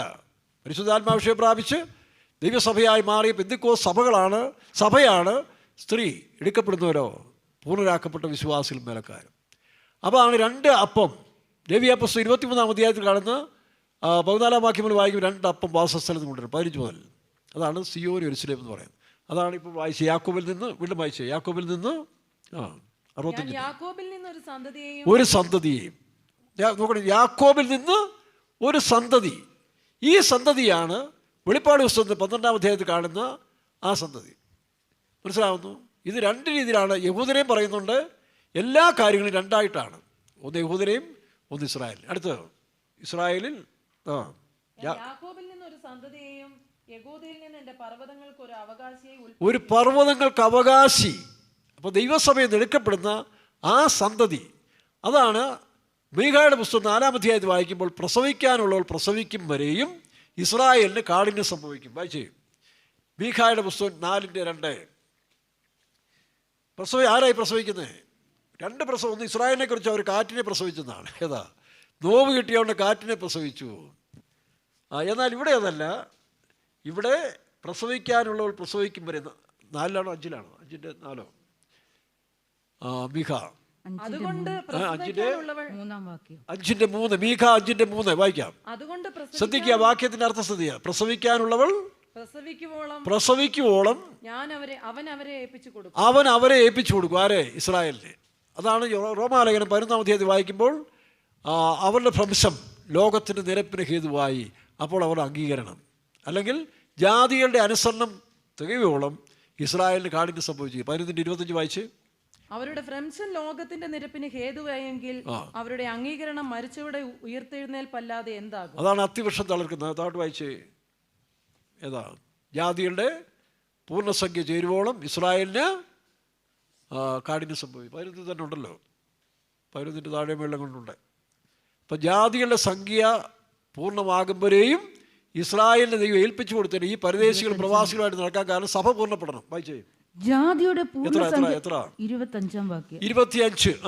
ജാതികളുടെ പൂർണ്ണസംഖ്യ ചേരുവോളം ഇസ്രായേലിന് അംശമായി കാഠിന്യം. അതാണ് മീഖ 4:5-3 വായിക്കുമ്പോൾ അവരെ ഒന്നുകൂടെ വായിച്ചേ. അതുകൊണ്ട് പ്രസവിക്കാനുള്ളവൾ പ്രസവിക്കും വരെയും അവൻ അവരെ ഏൽപ്പിച്ചു കൊടുക്കും. എപ്പോൾ? ഇസ്രായേൽ. അപ്പോൾ സഭയെടുക്കപ്പെടുന്നവരെയും യഹൂദന് ശരിയായ ഒരു ഇത് ഉണ്ടാകില്ല. അതാണ് വെളിപ്പാട് പുസ്തകം 12-ാം അധ്യായത്തിൻ്റെ 5-ാം വാക്യം വായിക്കുമ്പോൾ സകല ജാതികളെയും ഇരുമ്പുകോൽ കൊണ്ട് മേയ്പ്പാനുള്ള ഒരു ആൺകുട്ടിയെ പ്രസവിച്ച് വായിക്കാം. യഹൂദന്മാരല്ല 1000 വർഷ ഭരണത്തിൽ മുഴു ലോകത്തെയും ഭരിക്കുന്നവർ കേട്ടോ. അപ്പോസ്തലന്മാരുടെ കർത്താവ് പറഞ്ഞു, നിങ്ങൾ ഇസ്രായേൽ, ഞാൻ എൻ്റെ മഹത്വത്തിൻ്റെ സിംഹാസനത്തിൽ ഞാൻ വരുമ്പോൾ ഇസ്രായേലിൻ്റെ 12-നെയും ന്യായം വിധിക്കും. അപ്പം പുതിയ നിയമസഭയാണ് ന്യായം വിധിക്കുന്നവർ. യഹൂദന്മാരല്ല. യഹൂദന്മാരന്ന് പ്രജകളായിട്ടിരിക്കും. പിന്നെ അവർക്കും ഉണ്ട്. അവരാണ് എന്ത് ചെയ്യുന്നത്? രാജാക്കന്മാർ, ഭൂമിയിൽ രാജാക്കന്മാർ എന്ത് ചെയ്യും? മാസം തോറും രാജാവിൻ്റെ അടുത്ത് വരും കാണിക്കുകയായിട്ട്. ഇവരുടെ വസ്ത്രവാഗ്രം പിടിച്ചുകൊണ്ട് ഈ മുഴുലോകത്തുള്ള യഹൂദന്മാരും 1000 വർഷ ഭരണത്തിൽ ഈ പറഞ്ഞ ആരാധനയ്ക്ക് വരുമ്പോൾ ഈ ജാതികൾ ഇവരുടെ വസ്ത്രത്തെ, അതായത് അവരുടെ ജീവിതം കണ്ട് സാക്ഷികളായിട്ട് അവരും വരും. അങ്ങനെയാണ്. 1000 വർഷ ഭരണത്തെക്കുറിച്ച് വായിക്കുമ്പോൾ പഠിക്കേണ്ട കാര്യങ്ങളാണ്. അപ്പം സഭയാണ് വാഴുന്നത്. സഭയ്ക്കാണ് ഭൂമിയിൽ വാഴ്ച. അതുകൊണ്ടാണ് കർത്താവ് പറഞ്ഞിരിക്കുന്നത്, നിങ്ങൾ ഇസ്രായേലിൻ്റെ 12-നെയും വാഴും. ഇസ്രായേൽക്കാർക്കും വാഴ്ചയുണ്ട്. ഇപ്പോൾ മന്ത്രിമാരും ഉണ്ട്, ബാക്കി ഭരിക്കുന്നവരുണ്ടല്ലോ. ഇതൊക്കെ 1000 വർഷ ഭരണത്തെക്കുറിച്ച് പറയുമ്പോൾ നമുക്ക് കൂടുതൽ പഠിക്കാൻ കഴിയും. അപ്പോൾ ഈ സന്തതി എന്ത് ചെയ്യും? വായിച്ചേ. അവൾ സകല ജാതികളെയും, വെളിപ്പാട് പുസ്തകം 12:5. എൻ്റെ പൊന്നു പെന്തക്കോസ്തുകാരെ, ഇത് യഹൂദൻ്റെ കഥയല്ല, ഇത് പുതിയ നിയമസഭയാണ്. വായിക്കാം. അവൾ സകല ജാതികളെയും ഇരുമ്പുകോൽ കൊണ്ട് മേയ്പ്പാനുള്ള ഒരു ആൺകുട്ടിയെ പ്രസവിച്ചു. കുട്ടി ദൈവത്തിന്റെ അടുക്കലേക്കും അവന്റെ സിംഹാസനത്തിലേക്കും ഇത് യേശുക്രിസ്തുവാന്ന് പറയുന്നുണ്ട്. യേശുക്രിസ്തു ജനിച്ച ഉടനെ സിംഹാസനത്തിൽ പോയില്ലല്ലോ. 33 വർഷം ഭൂമിയിൽ ജീവിച്ച് മരിച്ചതിന് ശേഷമാണ് പോയത്. ഇനി യഹൂദന്മാർ ജനിച്ചു വീണത് 1948 വേണം പറയാം പറഞ്ഞത്. അങ്ങനെയല്ലല്ലോ, ഇപ്പോഴും ആൾക്കാർ വന്നുകൊണ്ടിരിക്കുകയല്ലേ. 48 കുറേ പേര് വന്നു, 67 വന്നു, ഇപ്പോഴും വരുന്നു. അപ്പോൾ അത് യഹൂദൻ്റെ കാര്യമല്ല. ഒറ്റ ദിവസം ഈ ആൺകുട്ടി സിംഹാസനത്തിലേക്ക് എടുക്കപ്പെട്ടു. യഹൂദൻ സിംഹാസനത്തിൽ വരുന്നില്ല. വെളിപ്പാട് ദിവസം 3:21 വായിക്കുമ്പോൾ അവിടെ ജയിക്കുന്നവന്, സഭയുള്ള ദൂതാണ്, ജയിക്കുന്നവന് എന്നോടുകൂടെ എൻ്റെ സിംഹാസനത്തിൽ ഇരിപ്പാൻ വരം നൽകും. വായിച്ചേ. ജയിക്കുന്നവന് ഞാൻ എന്നോടുകൂടെ എൻ്റെ സിംഹാസനത്തിൽ ഇരിപ്പാൻ വരം നൽകും. ഞാൻ ജയിച്ച് എൻ്റെ പിതാവിനോടുകൂടെ. ഇത് സഭയാണ്. അപ്പോൾ ജയാളികളുടെ കൂട്ടമാണ് പുതിയ സഭ എന്ന് പറയുന്നത്. ഇത് മനസ്സിലാക്കിയിട്ട് വേണം നമ്മൾ മുമ്പോട്ട് പോകാൻ. അതുകൊണ്ടാണ് ഫോഷ്ക്ക് നുണ പറയരുത്. ഫോഷ്ക്ക് പറയുന്നവൻ എവിടാ പോകുന്നത്? ദൈവരാജ്യത്തിൽ പോകത്തില്ലെന്ന് മാത്രമല്ല, അവൻ നരകാഗ്നിയിൽ പോകും. വായിക്കാം. ഫോഷ്ക്ക് പറയുന്ന ഏവർക്കും. വെളിപ്പാട് 21 വായിച്ചേ. എന്നാൽ 8 21:8 വായിക്കാം. എന്നാൽ ഭീരുക്കൾ, അവിശ്വാസികൾ, അറയ്ക്കപ്പെട്ടവർ, കുലപാതകന്മാർ, ദുർനടപ്പുകാർ, ക്ഷുദ്രക്കാർ, ബിംബാരാധികൾ എന്നിവർക്കും ഫോഷ്ക്ക് പറയുന്ന ഏവർക്കുമുള്ള ഓഹരി തീയും ഗന്ധവും കത്തുന്ന തീപ്പൊയ്ക അത്രയാണ്. അതുകൊണ്ട് ചെറിയ കാര്യത്തിൽ കള്ളം പറഞ്ഞ് ശീലിക്കരുത്. ഫോഷ്ക്ക് പറയരുത്. നരകത്തിലേ പോകത്തുള്ളൂ. എന്നാൽ ഏറ്റവും ചെറിയവർ അവരാണ് ദൈവരാജ്യത്തിൽ ഏറ്റവും വലിയവർ. അപ്പോൾ താഴ്മയുള്ളൊരു ജനം. ഇതിനെക്കുറിച്ച് ഒരുപാട് നമുക്ക് പറയാനുണ്ട്. ദൈവം അനുവദിച്ചാൽ ഇത് ഓരോന്നും നമുക്കൊരു ദിവസം ചിന്തിക്കാം. ഇത് യൂട്യൂബിൽ കിടപ്പുണ്ട്. പേരടിച്ച് TPM അടിച്ചാൽ മതി, വരും. പഠിക്കേണ്ടവർക്ക് പഠിക്കാം. എല്ലാം ചുമ്മാ കിടന്ന് പെന്തിക്കോസുകാരെ കൂടി വഴക്കുണ്ടാക്കേണ്ട ആവശ്യമില്ല. ഇതാണ് സത്യം. അപ്പോൾ ഈ സത്യങ്ങൾ മനസ്സിലാക്കി നമ്മൾ മുമ്പോട്ട് പോവുക. കർത്താവ് വരാറായി. കർത്താവിൻ്റെ വരവിന് 3 ആമുഖങ്ങളുണ്ട്. ഒന്ന്, മത്തായിയുടെ സുവിശേഷത്തിൽ നമ്മൾ വായിക്കുമ്പോൾ നിനയാത്ത നാഴികയിൽ യേശുക്രിസ്തുവിൻ്റെ വരവിനെക്കുറിച്ച് ഇനി 3-4 കാര്യങ്ങൾ വേണം പറയാം. ഒന്ന്, മത്തായിയുടെ സുവിശേഷത്തിൽ വായിക്കുമ്പോൾ 24:39 മുതൽ 44 വാക്യം വരെ തൻ്റെ രഹസ്യ വരവ് വായിച്ചേ. മത്തായി 24:39 മുതൽ 44 വരെ കാണുന്നത് നിലയ്ക്കാത്ത നാഴികയിൽ മനുഷ്യപുത്രൻ വരുന്നുണ്ട്. ഒന്ന് വായിച്ചേ. എല്ലാവരെയും നീക്കിക്കളയുമ്പോളം അവർ അറിഞ്ഞതുമില്ല, മനുഷ്യപുത്രന്റെ വരവ് അങ്ങനെ തന്നെയാകും. അന്ന് 2 പേർ വയലിലിരിക്കും, ഒരുത്തനെ കൈക്കൊള്ളും, മറ്റവനെ ഉപേക്ഷിക്കും. 2 പേർ ഒരു തിരികല്ലിൽ പൊടിച്ചുകൊണ്ടിരിക്കും, ഒരുത്തിയെ കൈക്കൊള്ളും, മറ്റവളെ ഉപേക്ഷിക്കും. നിങ്ങളുടെ കർത്താവ് ഏത് ദിവസത്തിൽ വരുന്നു എന്ന് അറിയായി കൊണ്ട് ഉണർന്ന് ഇരിക്കും. ഇതാണ് രഹസ്യപരമെന്ന്. അതിനെപ്പറ്റി നമുക്ക് പിന്നീട് ഒരുപാട് ചിന്തിക്കേണ്ട വിഷയം നേരത്തെ പ്രസംഗിച്ചിട്ടുണ്ടല്ലോ. രണ്ടാമത്തെ വരവ് രക്തസാക്ഷികളെ ചേർക്കാൻ. അതായത് ഈ 7 വർഷത്തെ അതിക്രിസ്തുവിൻ്റെ കാലത്തിൽ കൈവിടപ്പെട്ട സഭ വെളിപ്പാട് ദിവസം 12-ാം അധ്യായത്തിൽ കാണുമ്പോൾ സ്ത്രീയുടെ സന്തതിയല്ല, സന്തതിയുടെ ശേഷിപ്പിനെ. സ്ത്രീ എതിർക്രിസ്തുവിൻ്റെ ലോകത്തിലേക്ക് പോകും. കൈവിടപ്പെടുന്ന ബഹുഭൂരിപക്ഷം പെന്തിക്കോസുകാരും എതിർക്രിസ്തുവിനോട് ജോയിൻ ചെയ്യും, നമ്പരേൽക്കും. നമ്പരേറ്റ പോയാണ്. ഇപ്പം വാക്സിൻ വന്നപ്പോൾ എല്ലാം കൂടെ ഓടിയില്ലേ? വാക്സിൻ വന്നപ്പോൾ എല്ലാം കൂടെ ഭയപ്പെട്ട് ഓടിയില്ലേ? വിശ്വാസത്തോടെ പോയി. അന്നും ചില വിശ്വാസികൾ സ്ട്രോങ് ആയിട്ട് നിന്നില്ലേ? ഇവിടെ ഷൈല ടീച്ചർ വാക്സിൻ വേണ്ടാന്ന് പറഞ്ഞ് വിശ്വാസികളോട് നിൽക്കുമ്പോൾ ജോലി പോകുമെന്ന് പറഞ്ഞു, പൊക്കോട്ടെന്ന് പറഞ്ഞു. അവരെ സ്കൂളിൽ വരണ്ടെന്ന് പറഞ്ഞു, പോയില്ല.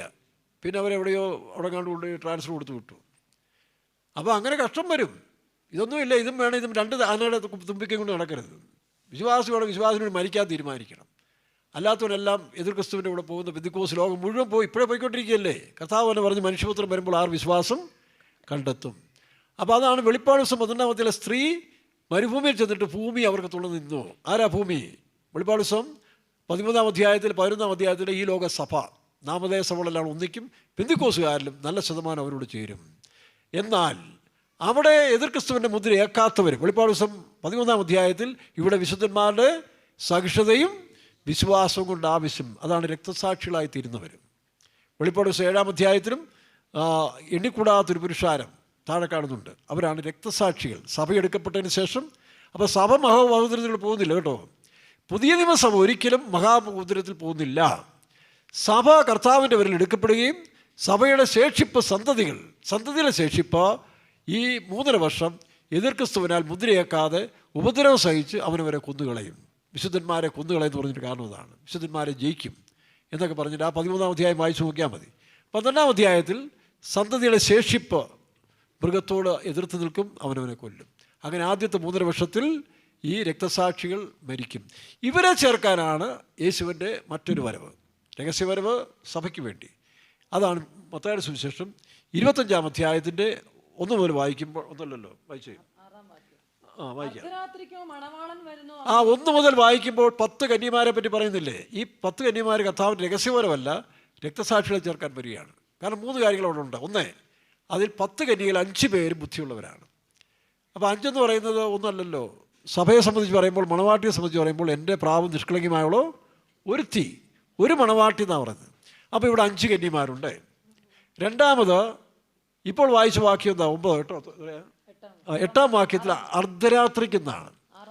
6-ാം വാക്യത്തിൽ വായിക്കും അർദ്ധരാത്രിക്കോ മണവാളൻ വന്നു. വായിച്ചേ, എന്താ അർദ്ധരാത്രി? യെശയ്യാപ്രവചനം 60 വായിക്കുമ്പോൾ അന്ധകാരം ഭൂമിയെയും കൂരിട്ട് ജാതികളെയും മൂടുന്നു. അപ്പോൾ അന്ധകാരം ഭൂമി എന്ന് പറഞ്ഞാൽ രക്ഷിക്കപ്പെട്ട ജനത്തിന് ആദ്യത്തെ 3.5 വർഷം ഉപദ്രവവും, കൂരിരുട്ടെന്ന് പറയുന്നത് ഈ ലോകത്തിന് വരാൻ പോകുന്ന മഹോദരകാലം. ഇതൊരു വാക്യമല്ല, ഇഷ്ടം പോലെ ഉണ്ട്. ഇതെല്ലാം എടുക്കാൻ ഒക്കുമോ? അങ്ങനെ എടുത്തു വരുമ്പം നടുരാത്രി വരെ പൗലോസിൻ്റെ പോലെ അങ്ങ് പ്രസംഗം നീളും. നിങ്ങൾ സമ്മതിക്കുമോ? കുറേ പേരിരിക്കും, ഒരുത്തരം ഉരുണ്ട് വീട് പിന്നെ ചത്തു, അവനെ സൗഖ്യമാക്കാൻ പോകും. അതുകൊണ്ട് ഇതിപ്പോൾ നമുക്ക് നിർത്താൻ പിന്നീട് ചെയ്യാം. അപ്പോൾ ഇതാണ് ഇവിടെ കണ്ടത്. എന്താ? അർദ്ധരാത്രിക്ക് മനുഷ്യൻ മണവാളം വന്നു. അപ്പം 5 കന്യമാർ, അർദ്ധരാത്രി. ഇനി 10-ാം വാക്യം നമ്മൾ വായിക്കുമ്പോൾ ഇവരെ കല്യാണത്തിന് വന്നവരല്ല, കല്യാണ സദ്യക്ക് ക്ഷണിക്കപ്പെട്ടവരാണ്. വായിച്ചേ, എത്രാം വാക്യം? 10-ാം വാക്യം. വാതിലടക്കുകയും ചെയ്തു. നോക്കണം, കല്യാണ സദ്യക്ക്. അതുകൊണ്ടാണ് വെളിപ്പാട് ദിവസം 19-ാം അധ്യായത്തിൽ വായിക്കുമ്പോൾ കുഞ്ഞാടിൻ്റെ കല്യാണം വന്നുവല്ലോ. 7-ാം വാക്യം വായിച്ച്, തൻ്റെ കാന്തയും തന്നെത്താൻ കാന്തകളല്ല, കാന്ത ഒരുത്തി മാത്രം. വായിച്ചേ, സന്തോഷിച്ച് ഉല്ലസിച്ച് അവന് മഹത്വം കൊടുക്കുക, കുഞ്ഞാടിന്റെ കല്യാണം വന്നുവല്ലോ, അവന്റെ കാന്തയും തന്നെത്താൻ ഒരുക്കി. അവളെ കല്യാണത്തിന് ക്ഷണിക്കുവോ? പറ, മണവാട്ടി ആരെങ്കിലും കല്യാണം ക്ഷണിക്കാനുണ്ടോ? മണവാട്ടിയുടെ കല്യാണമല്ലേ? അതാണ് ക്രിസ്തുവിൻ്റെ സഭ, കാന്ത. എന്നാൽ താഴെ വായിക്കുമ്പോൾ, അടുത്ത് വായിച്ചേ, കല്യാണ സദ്യ, അടുത്ത് താഴെ വായിക്കും. കല്യാണ സദ്യക്ക് ചെന്നു വാതിൽ അടയ്ക്കുകയും ചെയ്തു. അതിന്റെ ശേഷം മറ്റേ കന്യകമാർ 19-ന്റെ വെളിപ്പാട് ദിവസം 19 വായിച്ചു. അവൾക്ക് ശുദ്ധവും ശുഭ്രവുമായ വിശേഷ വസ്ത്രം ധരിപ്പാൻ കൃപ ലഭിച്ചിരിക്കുന്നു. അത് സഭയ്ക്ക്, മണവാട്ടിക്ക്. അടുത്തത്, ആ വിശേഷ വസ്ത്രം വിശുദ്ധന്മാരുടെ നീതി പ്രവൃത്തികൾ തന്നെ. അടുത്തത്, പിന്നെ അവൻ എന്നോട്, പിന്നെ നോക്കണം, പിന്നെ അടുത്ത കാര്യമാണ് ഈ കാര്യമല്ല, പിന്നെ അടുത്തത്, പിന്നെ അവൻ എന്നോട് കുഞ്ഞാടിന്റെ കല്യാണ സദ്യക്ക് ക്ഷണിക്കപ്പെട്ടവര് ഭാഗ്യവാന്മാർ എന്ന് എഴുതുക. പിന്നെ കുഞ്ഞാടിന്റെ കല്യാണ സദ്യക്ക്. അതുകൊണ്ടാണ് കർത്താവ് വന്നതിന് ശേഷം കല്യാണ സദ്യക്ക് ക്ഷണിക്കപ്പെടുന്ന ആരാം? സ്നേഹിതന്മാരും അയൽക്കാരുമാണ്. അതാണ് ഇത് മത്തായിയുടെ സുവിശേഷം 25-ാം അധ്യായത്തിൽ അർദ്ധരാത്രിക്കോ ഇനി മൂലഭാഷയിൽ 25-ാം അധ്യായത്തിൽ 1-ാം വാക്യം. അങ്ങനെ പണ്ട് മലയാളം ബൈബിളിൽ പോലും ഞാൻ വായിച്ചിട്ടുണ്ട്. എൻ്റെ ചെറുപ്പത്തിൽ ആരംഭ സമയത്തിൽ ഞാൻ ആലപ്പുഴ വെച്ച് നമ്മുടെ ഒരു ബന്ധുക്കാരൻ്റെ ഒരു സഹോദരൻ്റെ വീട്ടിലൊരു വലിയ പഴയ ബൈബിളുണ്ടായിരുന്നു, മർത്തോമക്കാരൻ്റെ. ആ വീട്ടിൽ ചെന്നപ്പോൾ ഞാൻ ആ ബൈബിൾ തുറന്നു നോക്കിയപ്പോൾ മണവാളനെയും മണവാട്ടിയെയും സ്വീകരിക്കുന്നതാണ് എഴുതിയിരിക്കുന്നത്. അത് ഇസ്രായേലിലുള്ള നാട്ടിൽ ചരിത്രം കൂടാണ്. കല്യാണം കഴിഞ്ഞ് വരുന്ന നടക്കുന്ന ഒരു സംഭവമാണ്. അത് ഞാൻ പണ്ട് പറഞ്ഞിട്ടുണ്ട്.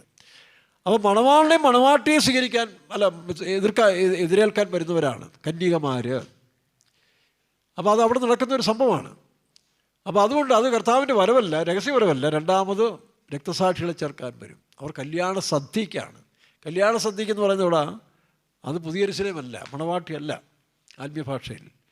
എനിവേ, അപ്പോൾ 3 കാര്യങ്ങൾ വ്യത്യാസമാണ്. ഇനി 3-ാമത്തെ വരവെപ്പോഴാണ്? കർത്താവായ യേശു സ്വർഗ്ഗാരോഹണം ചെയ്തപ്പോൾ ദൂതന്മാർ 1-ാം അധ്യായത്തിൽ 9-ാം വാക്യത്തിലാണോ വായിച്ചേ? അപ്പോസ്തല പ്രവൃത്തി 1-ന്റെ 11-ാം വാക്യത്തിൽ വായിക്കുമ്പോൾ, ഗലീല പുരുഷന്മാരെ നിങ്ങൾ അതിന്റെ 9-ാം വാക്യം മുതൽ വെച്ച് അപ്പോസ്തല പ്രവൃത്തി 1-ന്റെ 9 മുതൽ 11 വരെ വായിക്കും. ഇത് പറഞ്ഞ ശേഷം അവർ കാണുക അവൻ ആരോഹണം ചെയ്തു, ഒരു മേഘം അവനെ മൂടിയിട്ട് അവൻ അവരുടെ കാഴ്ചയ്ക്ക് മറഞ്ഞു. അവൻ പോകുന്നേരം അവർ ആകാശത്തിലേക്ക് ഉറ്റുനോക്കിയപ്പോൾ വെള്ള വസ്ത്രം ധരിച്ച 2 പുരുഷന്മാർ അവരുടെ അടുക്കൽ നിന്നു. ഗലീല പുരുഷന്മാരെ നിങ്ങൾ ആകാശത്തിലേക്ക് നോക്കി നിൽക്കുന്നത്. യേശുക്രിസ്തു സ്വർഗ്ഗാരോഹണം ചെയ്ത സത്യമല്ലേ? ആണല്ലോ. അവൻ വരും, നിങ്ങൾ കണ്ടതുപോലെ തന്നെ വീണ്ടും വരും. അപ്പോൾ ദൂതന്മാർക്ക് രഹസ്യവരവിനെ കുറിച്ചുള്ള അറിവില്ലല്ലോ. ആ പരസ്യവരവിനെക്കുറിച്ച് അറിവുണ്ട്, കാരണം നേരത്തെ പ്രഖ്യാപിക്കപ്പെട്ടതാണ്. വായിക്കാം, നിങ്ങൾ കണ്ടതുപോലെ നിങ്ങളെ വിട്ട് സ്വർഗ്ഗാരോഹണം ചെയ്ത ഈ യേശുവിനെ സ്വർഗത്തിലേക്ക് പോകുന്നവനായി നിങ്ങൾ കണ്ടതുപോലെ തന്നെ അവൻ വീണ്ടും വരും. ലൂക്കോസ് സുവിശേഷത്തിൽ മത്തായി സുവിശേഷം യേശു പറഞ്ഞു, അന്ന് മിന്നൽ ആകാശത്ത് വിളങ്ങുമ്പോൾ മനുഷ്യപുത്രൻ്റെ പ്രത്യക്ഷത നിങ്ങൾ കാണും എന്ന് പറഞ്ഞിരിക്കുന്നു. അത് പബ്ലിക്കിനോട് പറഞ്ഞ കാര്യമാണ്, നിങ്ങൾ കാണും. ഇനി അതല്ല, ആ സംഭവമാണ് ഈ എതിർ ക്രിസ്തുവിൻ്റെ അവസാന ഹർമോദോൻ യുദ്ധത്തോടുകൂടി എവിടാ വെളിപ്പാട് 16-ാം അധ്യായത്തിൻ്റെ 14-15 വായിക്കുമ്പോൾ അവർ ഒരു സ്ഥലത്ത് ഹർമോദോൻ എന്ന് പറയുന്ന സ്ഥലത്ത് കൂടി വരുന്ന അവസാനത്തെ യുദ്ധം, യഹോവശാത്ത് അല്ലെങ്കിൽ മെഗിദ്ദോ താഴ്വരയിൽ. അത് ഇസ്രായേലിൽ നിന്ന് ആ പ്രദേശം മുഴുവൻ കാലിയായി കിടക്കുക, ഈ വരുന്ന സൈന്യത്തെ എല്ലാം. അത് ഒന്ന് റഷ്യയുടെ സൈന്യങ്ങൾ, രണ്ട് കിഴക്കെന്ന് വരുന്ന ചൈനയിൽ നിന്നും ഇന്ത്യയിൽ നിന്ന് കുറേ പേര്, ഇങ്ങനെ കിഴക്കൻ സൈന്യവും വന്ന് എല്ലാവരും വന്ന് ആ മെഗിദ്ദോ താഴ്വരെ തമ്പടിക്കുമ്പോൾ സക്കറിയ പ്രവചനത്തിൽ വായിക്കുന്നത്, എസെക്കിയാ പ്രവചനത്തിൽ വായിക്കുമ്പോൾ അവിടെ അവസാനത്തിൽ ദൈവത്തിൻ്റെ സമയം തന്നെ കടന്നു. വലിയ യുദ്ധമുണ്ടാകും, ഭൂകമ്പമുണ്ടാകും, 2 പ്രാവശ്യം ഭൂകമ്പമുണ്ടാകും, ആരംഭത്തിലുണ്ടാകും, അവസാനത്തിലുണ്ടാകും. ആ ഭൂകമ്പത്തിൽ ഇവരുടെ രാസായുധങ്ങൾ, ഇവരുടെ അണുബോംബുകൾ തന്നെ തന്നിൽ പൊട്ടി അങ്ങോട്ടും ഇങ്ങോട്ടും കൂടെ മാംസങ്ങളെല്ലാം അഴിഞ്ഞുപോയി. എസെക്കിയേൽ 39-ാം അധ്യായം വായിക്കുമ്പോൾ അസ്ഥി അവശേഷിക്കും. ഈ അസ്ഥികളെ പെറുക്കിയെടുക്കുന്ന ജോലി ചെയ്യുന്ന കാലങ്ങളൊക്കെ ഉണ്ട്, അത് വായിച്ചാൽ മതി. അപ്പോൾ അതാണ് ഈ വർഷത്തിൻ്റെ അവസാനം. അങ്ങനെ ഈ 7 വർഷത്തിൻ്റെ അവസാനത്തിൽ ഈ പറഞ്ഞ ഒലിവുമലയിൽ ഇറക്കത്തിൽ കർത്താവും തൻ്റെ വിശുദ്ധന്മാരുമായി ഇറങ്ങി വരികയും ഇവിടുന്ന് എതിർ ക്രിസ്തു തൻ്റെ സൈന്യങ്ങളുമായിട്ട് ചെല്ലുകയും ചെയ്യും. അവിടെ വെച്ചാണ് ഫൈനൽ യുദ്ധം. ആ യുദ്ധത്തിൽ എന്ത് ചെയ്യും? യേശു തൻ്റെ വായന ശാസ്ത്രത്താൽ അവരെ നീക്കിക്കളയും. അപ്പോൾ 7-ാമത്തെ ദൂതൻ കാഹളൂതും. വായിച്ച് വെളിപ്പാട് 11-15 വാക്യം. ആ 7-ാമത്തെ ദൂതൻ, 6-ാമത്തെ ദൂതൻ വരുമ്പോഴാണ് യൂഫ്രട്ടീസ് നദിയിൽ ഉണ്ടാകുന്ന വിഷയം. കിഴക്കൻ രാജാക്കന്മാരെല്ലാം വരുന്നു 6-ാമത്തെ ദൂതൻ്റെ കാഹളത്തിലാണ്. 7-ാമത്തെ ദൂതൻ ഊതിയപ്പോൾ ലോകരാജ്യത്വം, 7-ാമത്തെ ദൂതൻ ഊതിയപ്പോൾ ലോകരാജ്യത്വം നമ്മുടെ കർത്താവിനും അവന്റെ ക്രിസ്തുവിനും ആയിത്തീർന്നിരിക്കുന്നു എന്ന് കംപ്ലീറ്റ് ഈ ലോകത്തിൽ യേശു ക്രിസ്തു വാഴും. തൻ്റെ സഭ വിശുദ്ധന്മാർ അവനോട് ഭരിക്കും. യഹൂദന്മാർ ലോകത്തിൻ്റെ നാനാഭാഗത്ത്, ഈ 144,000 പേരില്ലേ മുദ്രയിട്ട് വെളിപ്പാട് 7-ാം അധ്യായത്തിൽ കാണുന്ന 144,000 പേരെ യോർദാനിൽ ഏദോമിൽ വെച്ച് കർത്താവ് അവരെ വീണ്ടെടുത്ത് അവരെ മുദ്രയിട്ട് വേർതിരിക്കുന്നവർ. അതിനോട് കൂടെ ബാക്കിയുള്ളവർ കാണുമായിരിക്കും, നമുക്കറിയത്തില്ലല്ലോ. പിന്നെയും കുറേ ശേഷിപ്പ് കാണും ഇത് കണ്ട്. കാരണം മിസ്രൈമിൽ നിന്ന് ഇസ്രായേൽ ജനം പുറപ്പെട്ടു വന്നപ്പോൾ അവിടെയുള്ള ആളുകൾ കുറേ പേര് ഇത് കണ്ട് അവരോട് കൂടി. അതിന് ഇവരുടെ കൂടെ ഓടുന്നവർക്ക് ചിലപ്പോൾ രക്ഷ കിട്ടുമായിരിക്കും. അതൊക്കെ നമുക്ക് കണ്ടറിയാം. 1000 വർഷ ഫലത്തിൽ കൃത്യമായിട്ട് പറയാം കേട്ടോ. നിങ്ങളവിടെ കാണണം. എനിക്കൊരു ഉറപ്പുണ്ട്, കർത്താവ് എന്നെ ആ സ്ഥാനത്താക്കാമെന്ന് പറഞ്ഞിട്ടുണ്ട്. അതുകൊണ്ട് ആ ഗ്യാരണ്ടിയിൽ ഞാൻ പറയാം, ഞാൻ കാണും. നിങ്ങൾ വന്നാൽ നമുക്ക് അന്ന് ഇതിനെപ്പറ്റി ഒരുപാട് സമയമുണ്ട്, അന്ന് ഡിസ്കസ് ചെയ്യാം. ഇനിയിപ്പോൾ ഇതിനൊക്കെ പറയാനധികം സമയങ്ങളില്ല, അതുകൊണ്ട് ഒരുങ്ങുക. അങ്ങനെ 7-ാമത്തെ ദൂതൻ കാഹളം ഊതിയപ്പോൾ ലോകരാജ്യത്വം നമ്മുടെ കർത്താവിനും അവൻ്റെ ക്രിസ്തുവിനും. യെശയ്യാ 32:1 വായിക്കുമ്പോൾ ഒരു രാജാവ് നീതിയോടെ വാഴും. വെളിപ്പാട് 20:4 വായിക്കുമ്പോൾ അവർ 1000 ആണ്ട് ക്രിസ്തുവിനോടുകൂടി വാഴും. ആ വാഴ്ചയാണ് യെശയ്യാ പ്രവചനം 65-ാം അധ്യായം, യെശയ്യാ പ്രവചനം 11-ാം അധ്യായം, മറ്റ് പല സ്ഥലങ്ങളും കാണുന്നുണ്ട്. അങ്ങനെ 1000 വർഷം കഴിയുമ്പോൾ സാത്താനെ അഴിച്ചുവിടും വീണ്ടും. 1000 വർഷത്തിന് സാത്താനെ ബന്ധിക്കും.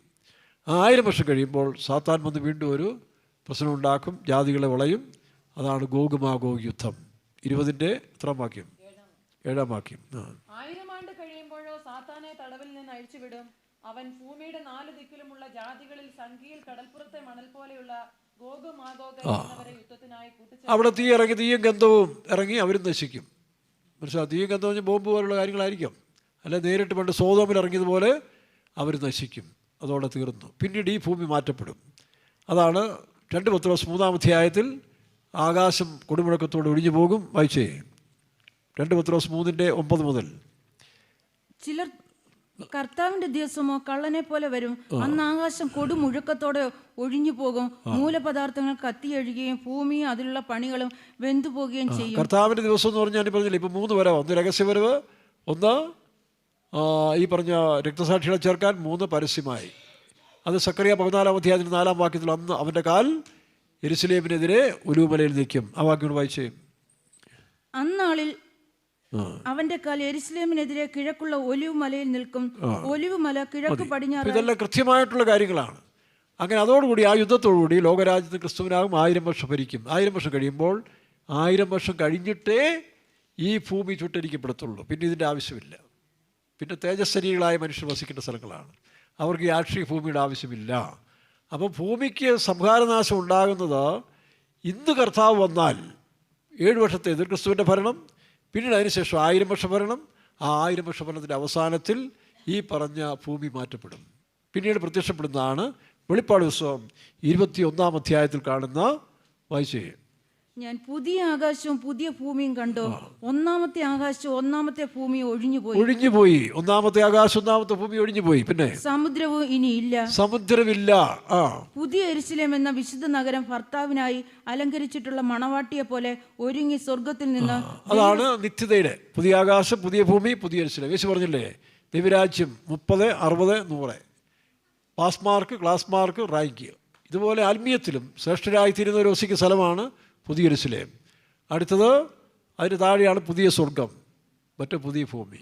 ഇത് അവിടെ വരുമ്പോൾ നമുക്ക് അതിനെപ്പറ്റി കൂടുതൽ കണ്ട് സംസാരിക്കാം. ഇപ്പോൾ അത്രയൊക്കെ പറയാൻ നമുക്ക് നിവൃത്തിയുള്ളൂ. കാരണം അത് കൂടുതൽ ദൈവം വെളിപ്പെടുത്തിയിട്ടില്ല. എന്താ കാരണം? ദൈവം തന്നെ സ്നേഹിക്കുന്നവർക്ക് ഒരുക്കിയിരിക്കുന്നത് കണ്ണ് കണ്ടിട്ടില്ല, ചെവി കേട്ടിട്ടില്ല യാതൊരു മനുഷ്യൻ്റെയും. ദൈവം എന്നെ ആരംഭ സമയത്ത് കൊണ്ടുപോയി കുറേ കാര്യം കാണിച്ചിട്ടുണ്ട്, ഞാൻ നിങ്ങളോട് പറഞ്ഞിട്ടുണ്ട്. അപ്പോൾ അതുകൊണ്ട് ആ പുതിയ യെരൂശലേമായി തീരുവാൻ നമുക്ക് പരിശ്രമിക്കാം. എല്ലാ ചതിവും ദുഷ്ടതയും നീക്കിക്കളഞ്ഞ് ഇപ്പോൾ ജനിച്ച ശിശുക്കളെപ്പോലെ, ആ ശിശുവിനെ പോലെ താഴ്ത്തി നമുക്ക് അവൻ്റെ മുമ്പിൽ കയറാം. ഒരു സംശയം കൂടെ 3-4 പേര് കഴിഞ്ഞ ആഴ്ചകളിൽ എന്നോട് ചോദിക്കാനിടയായി. പാസ്റ്ററെ, ഈ സമുദ്രം തന്നിലുള്ള മരിച്ചവരെ ഏൽപ്പിച്ചു കൊടുത്തല്ലോ, മരണവും പാതാളവും തങ്ങളിലുള്ള മരിച്ചവരെ ഏൽപ്പിച്ചു കൊടുത്തൊരു വാക്യമുണ്ടല്ലോ, അതൊന്ന് വ്യക്തമാക്കാമെന്ന് ചോദിച്ചു. അതൊന്ന് വായിച്ച വാക്യം അതോടെ പറഞ്ഞ് നമുക്ക് അവസാനിക്കും. 20:13. സമുദ്രം തന്നിലുള്ള മരിച്ചവരെ ഏൽപ്പിച്ചു കൊടുത്തു, മരണവും പാതാളവും അതെന്താ ആ വാക്കിൻ്റെ ഒരു കോൺട്രവേഴ്സി ഉണ്ടല്ലോ, ഒരു വ്യത്യാസം ഉണ്ടല്ലോ. എന്താ ഇവിടെ സമുദ്രം തന്നിലുള്ള മരിച്ചവരെ ഏൽപ്പിച്ചു കൊടുത്തു? അപ്പോൾ ഒരു കൂട്ടർക്ക് എന്നാ സംശയം, സമുദ്രത്തിൽ പോയവരെല്ലാം ഏൽപ്പിച്ചു കൊടുക്കുന്നതാണോ? അങ്ങനെ പിന്നെ മരണവും പാതാളവും എന്താ? അത് 3-ാമത്തെ സെക്ഷനാണോ? അല്ല. സമുദ്രം എന്ന് പറയുന്നത് ഈ കടലിൽ പോയി മരിച്ചവരല്ല. സമുദ്രത്തെക്കുറിച്ച് വേദവസ്തം വായിക്കുന്നത് സമുദ്രത്തിൽ മൃഗം കരയേറി വരുന്നു, പെരുവെള്ളത്തിലിരിക്കുന്ന സ്ത്രീ, ഇതെല്ലാം അലങ്കാരിക ഭാഷയിൽ ഈ ഭൂമിയെയാണ് ഈ സമുദ്രം എന്ന് വിശേഷിപ്പിച്ചിരിക്കുന്നത്, അല്ല ഒറിജിനൽ സമുദ്രമല്ല. അപ്പോൾ ഭൂമിയിൽ വന്ന് ജനിച്ച് മരിച്ച മനുഷ്യരെയാണ് ആബാലവൃദ്ധം. വെളിപ്പാട് 20:11 ആബാലവൃദ്ധം സിംഹാസനം മുമ്പിൽ നിൽക്കുന്നത് കണ്ടു. വായിച്ചേ, വെളിപ്പാട് 20:12 വാക്യം. മരിച്ചവർ ആബാലവൃദ്ധം സിംഹാസനത്തിന് മുമ്പിൽ നിൽക്കുന്നത് കണ്ടു. അപ്പോൾ ഈ മരിച്ചവർ ഭൂമിയിൽ മരിച്ചവരുടെ കാര്യം പറയുന്നത്. അത് സമുദ്രത്തിൽ പോയാലും ശരി, പിന്നെ ഭൂമിയിൽ വെച്ച് മരിച്ചാലും ആകാശത്ത് വെച്ച് മരിച്ചാലും ഇതെല്ലാം ഈ പറഞ്ഞ മരണത്തിൽപ്പെടുകയാണ്. അല്ല ഒറിജിനൽ സമുദ്രത്തെക്കുറിച്ചല്ല പറയുന്നത്. അത് ഈ ലോകമാകുന്ന ഈ ലോകവാരീതിയിൽ നമ്മൾ പാട്ട് പാടുന്നില്ലേ, അപ്പം ഈ ലോക സമുദ്രത്തിൽ വന്ന് മരിച്ചവരെല്ലാം ന്യായവിധിക്ക് നിൽക്കേണ്ടതായിട്ടെന്നാണ് വേദവസ്തം പറയുന്നത്. അപ്പോൾ പിന്നെ മരണവും പാതാളവും ആരാ? വെളിപ്പാട് 6-ാം അധ്യായത്തിൻ്റെ 8-ാം വാക്യത്തിൽ വായിക്കുമ്പോൾ അവർ മരണത്തോട് 6-ാം അധ്യായത്തിന് 8 വായിച്ച്, വെളിപ്പാട് 6:8. അപ്പോൾ ഞാൻ മഞ്ഞ നിറമുള്ള കുതിരയെ കണ്ടു, അതിന്മേലിരിക്കുന്നവന് മരണം എന്ന് പേർ, പാതാളം അവനെ പിന്തുടർന്നു. നോക്കണം. അപ്പോൾ ആ കാലഘട്ടത്തിൽ മഹോദരവ കാലത്തിൽ ഭരിക്കുന്ന എതിർ ക്രിസ്തുവിൻ്റെ സാമ്രാജ്യത്തെയാണ് ഈ മഞ്ഞ കുതിരയെന്ന് കാണിക്കുന്നത്. അവിടെ എന്താ പറയുന്നത്? അവർ ഒന്നുകൂടെ വായിച്ച വാക്യം. അപ്പോൾ ഞാൻ മഞ്ഞ നിറമുള്ള ഒരു കുതിരയെ കണ്ടു, അതിന്മേലിരിക്കുന്നവന് മരണം എന്ന് പേർ, പാതാളം അവനെ പിന്തുടർന്നു. അപ്പം മരണവും പാതാളവും 2 ശക്തിയാണ് ആ കാലഘട്ടത്തിൽ. അതാണ് വെളിപ്പാട് പുസ്തകത്തിൽ പറയുന്ന എതിർ ക്രിസ്തുവിൻ്റെയും കള്ളപ്രവാചൻ്റെ ആത്മാവാണ് ആ ലോകത്ത് മുഴുവൻ ഭരിക്കുന്നത്. രണ്ടാമത് വരുന്ന കള്ളം. ഇവരെ എന്ത് ചെയ്യും? ഏറ്റുകൊള്ളുന്നവർ, അവരോട് സഖ്യത ചെയ്യുന്നവർക്ക് നിത്യശിക്ഷാവധിയുണ്ട്. ആ മരണത്തെയും പാതാളം എന്ന് പറഞ്ഞ എതിർ ക്രിസ്തുവിനോടും ഈ പറഞ്ഞ ആ കള്ളപ്രവാചകൻ സഖ്യ ചെയ്ത് മുദ്രയേറ്റവർക്ക് വലിയ ശിക്ഷാവധി ഉണ്ടെന്ന് വെളിപ്പാട് പുസ്തകം 15 ഇല്ലേ?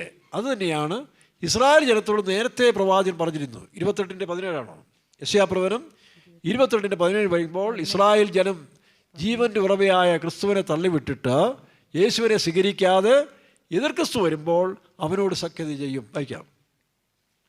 യെശയ്യാ 28:15 നോക്കണം. ഇസ്രായേൽ ജനത്തിന് യേശു രക്ഷിതാവായി വന്നിട്ട് അവർ സ്വീകരിച്ചില്ല. പകരം യേശുവിൻ്റെ പേരും പറഞ്ഞു വരുന്ന എതിർ ക്രിസ്തു, അതാ യേശു പറഞ്ഞ്, എന്നെ നിങ്ങൾ കൈക്കൊള്ളുന്നില്ല, ഞാൻ പിതാവിൻ്റെ നാമത്തിൽ വന്നിട്ട് എന്നെ കൈക്കൊള്ളില്ല, പക്ഷെ അവൻ സ്വന്തം നാമത്തിൽ വരുമ്പോൾ അവനെ കൈക്കൊള്ളും നിങ്ങൾ. ഈ പറഞ്ഞ വാക്യമാണ് ഇവിടുത്തെ നിയമങ്ങൾ. എന്താ പറയുന്നത്? വായിച്ച്, ഞങ്ങൾ മരണത്തോട് സഖ്യതയും പാതാളത്തോട് ഉടമ്പടിയും ചെയ്യും. അങ്ങനെ ഈ എതിർ ക്രിസ്തു വരുമ്പോൾ ഇസ്രായേൽ അല്ലെങ്കിൽ ആ കാലഘട്ടത്തിലുള്ള മനുഷ്യർ എന്തു ചെയ്യും? ഇവരെ ഉടമ്പടി ചെയ്യും. അടുത്തത് മരണത്തോട് സഖ്യതയും പാതാളത്തോട് ഉടമ്പടിയും ചെയ്യും. ശിക്ഷിക്കുന്ന ബാധ ആക്രമിക്കുമ്പോൾ മതി. അപ്പോൾ ഇതാണ് എതിർക്രിസ്തുവിൻ്റെ കാലത്തിൽ മുദ്രയേറ്റ് ജീവിക്കുന്നവർക്ക് അധിക ശിക്ഷയുണ്ട്. സാധാരണ മരണമുള്ളവരെക്കാൾ കൂടുതൽ ശിക്ഷ അവർക്കുണ്ടാകും. അതുകൊണ്ടാണ് വെളിപ്പാട് പുസ്തകം 20 വായിക്കുമ്പോൾ മരണത്തെയും പാതാളത്തെയും തീപ്പൊയ്കയിൽ തള്ളിയിട്ടു. വായിച്ചു. മരണത്തെയും എത്ര വാക്യം? 14 വാക്യം. 14 20:14 മരണത്തെയും പാതാളത്തെയും തീപ്പൊയ്കയിൽ തള്ളിയിട്ടു. ഈ തീപ്പൊയ്ക രണ്ടാമത്തെ അതാണ് മരണവും. അപ്പോൾ മരണത്തിൻ്റെ ആപാലവൃദ്ധം മനുഷ്യൻ ഉയർക്കുന്നത് ഈ മണ്ണിൽ നിന്ന് സമുദ്രത്തിൽ നിന്നും അല്ല. നമ്മൾ മരിച്ചു കഴിയുമ്പോൾ നമ്മുടെ ശരീരം ഇതോടങ്ങ് തീർന്നു. ഇനി ഇത് ഇവിടുന്ന് പൊങ്ങാൻ പോകുന്നില്ല. മനുഷ്യൻ്റെ ആത്മാവ് ശരീരത്തിരിക്കുമ്പോൾ ചെയ്യുന്ന നല്ലതാകിലും തീയതാകിലും അതിന് തക്കവണ്ണം പ്രാപിക്കേണ്ട ഒരു ജഡ്ജ്മെൻ്റ് ഉണ്ടല്ലോ, നമ്മൾ വേദസ് കാണുന്നത്. അതിന് ഈ ശരീരമല്ല. എന്താ കാരണം? ഈ ശരീരം ഉയർത്തുന്നതിൻ്റെ തീക്കകത്ത് കൊണ്ടിട്ടാൽ അച്യുതാനന്ദം ഇപ്പം സീരിയസ് ആയി കിടക്കുകയാണ്.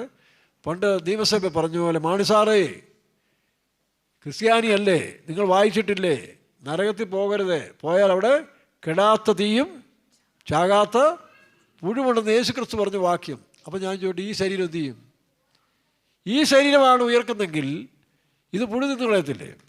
ഇത് തീക്കാത്തിട്ടാൽ ദ്രവിച്ചു പോകത്തില്ലേ? അപ്പോൾ അതിനേറ്റതായ ഒരു ശരീരം, ആത്മീയ ശരീരമാണ് കൊടുക്കുന്നത്.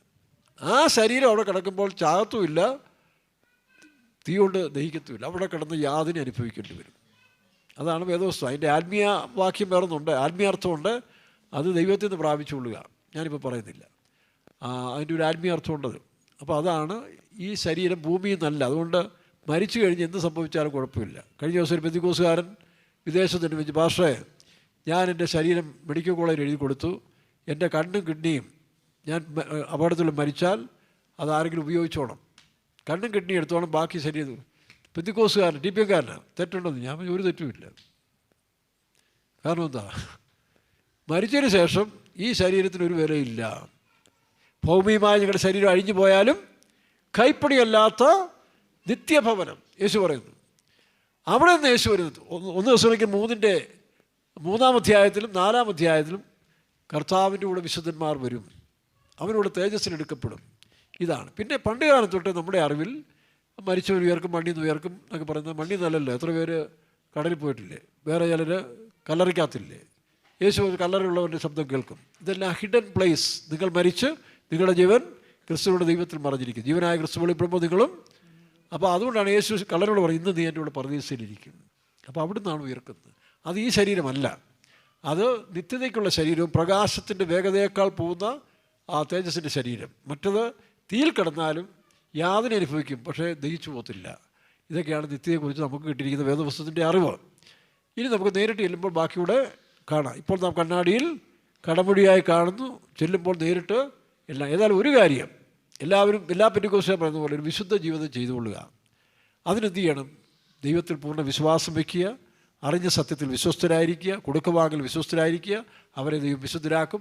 വേഗം വരുന്ന യേശുവിന് മുമ്പിൽ നമുക്ക് കൊടുക്കപ്പെടാം. നമുക്കൊരു നിമിഷം കണ്ണടയ്ക്കാം. കർത്താവേ, അങ്ങയുടെ വരവിന് വേണ്ടി എന്നെ ഒരുക്കണമേ. കർത്താവായ യേശുവേ, അവിടുന്ന് എൻ്റെ പാപങ്ങൾക്ക് വേണ്ടി കാൽവരിയിൽ മരിച്ചല്ലോ. ഞാനങ്ങേ രക്ഷിതാവായി സ്വീകരിക്കുന്നു.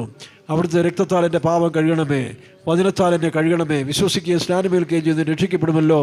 അതുകൊണ്ട് ഞാൻ വിശ്വസിക്കുന്ന കർത്താവേ, സ്നാനമെടുക്കാൻ സമ്മതിക്കുന്ന കർത്താവേ, പരിശുദ്ധാത്മാവിനെ എന്നെ അഭിഷേകം ചെയ്യണമേ.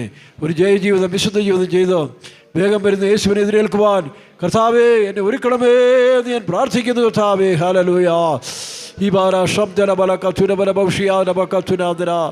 ആ ഒരേ നാളിൽ സ്വർഗീയ നഗരവും സിയോനും വെളിപ്പെടുമേ. ആ ഒരേ നഗരവും സിയോനും വെളിപ്പെടുമേ. പ്രിയ പിതാവിൻ്റെ തിരുഗീതമാം പൂർണ്ണമായി നിറവേറുമേ. പ്രിയ പിതാവിൻ്റെ തിരുഗീതമാം പൂർണ്ണമായി നിറവേറുമേ. വാനിൽ കാഹളനാദം സേവിക്കുമാ നേരം ആയന്നമായല്ലോ. ആ സുപ്രഭാതം എത്രയാണെന്ന് ആവലായി കാത്തിരും. കാഹളനാദം ശ്രവിക്കുമാ നേരം ആസന്നമായല്ലോ. ആ സുപ്രഭാതം എത്രയാണെന്ന് ആവല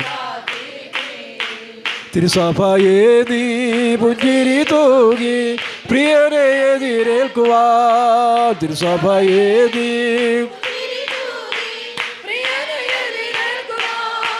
സുസ്മരവദനാം യേശുവേ വാഴ്ത്തി നാം നിത്യവും ആനന്ദിക്കാം.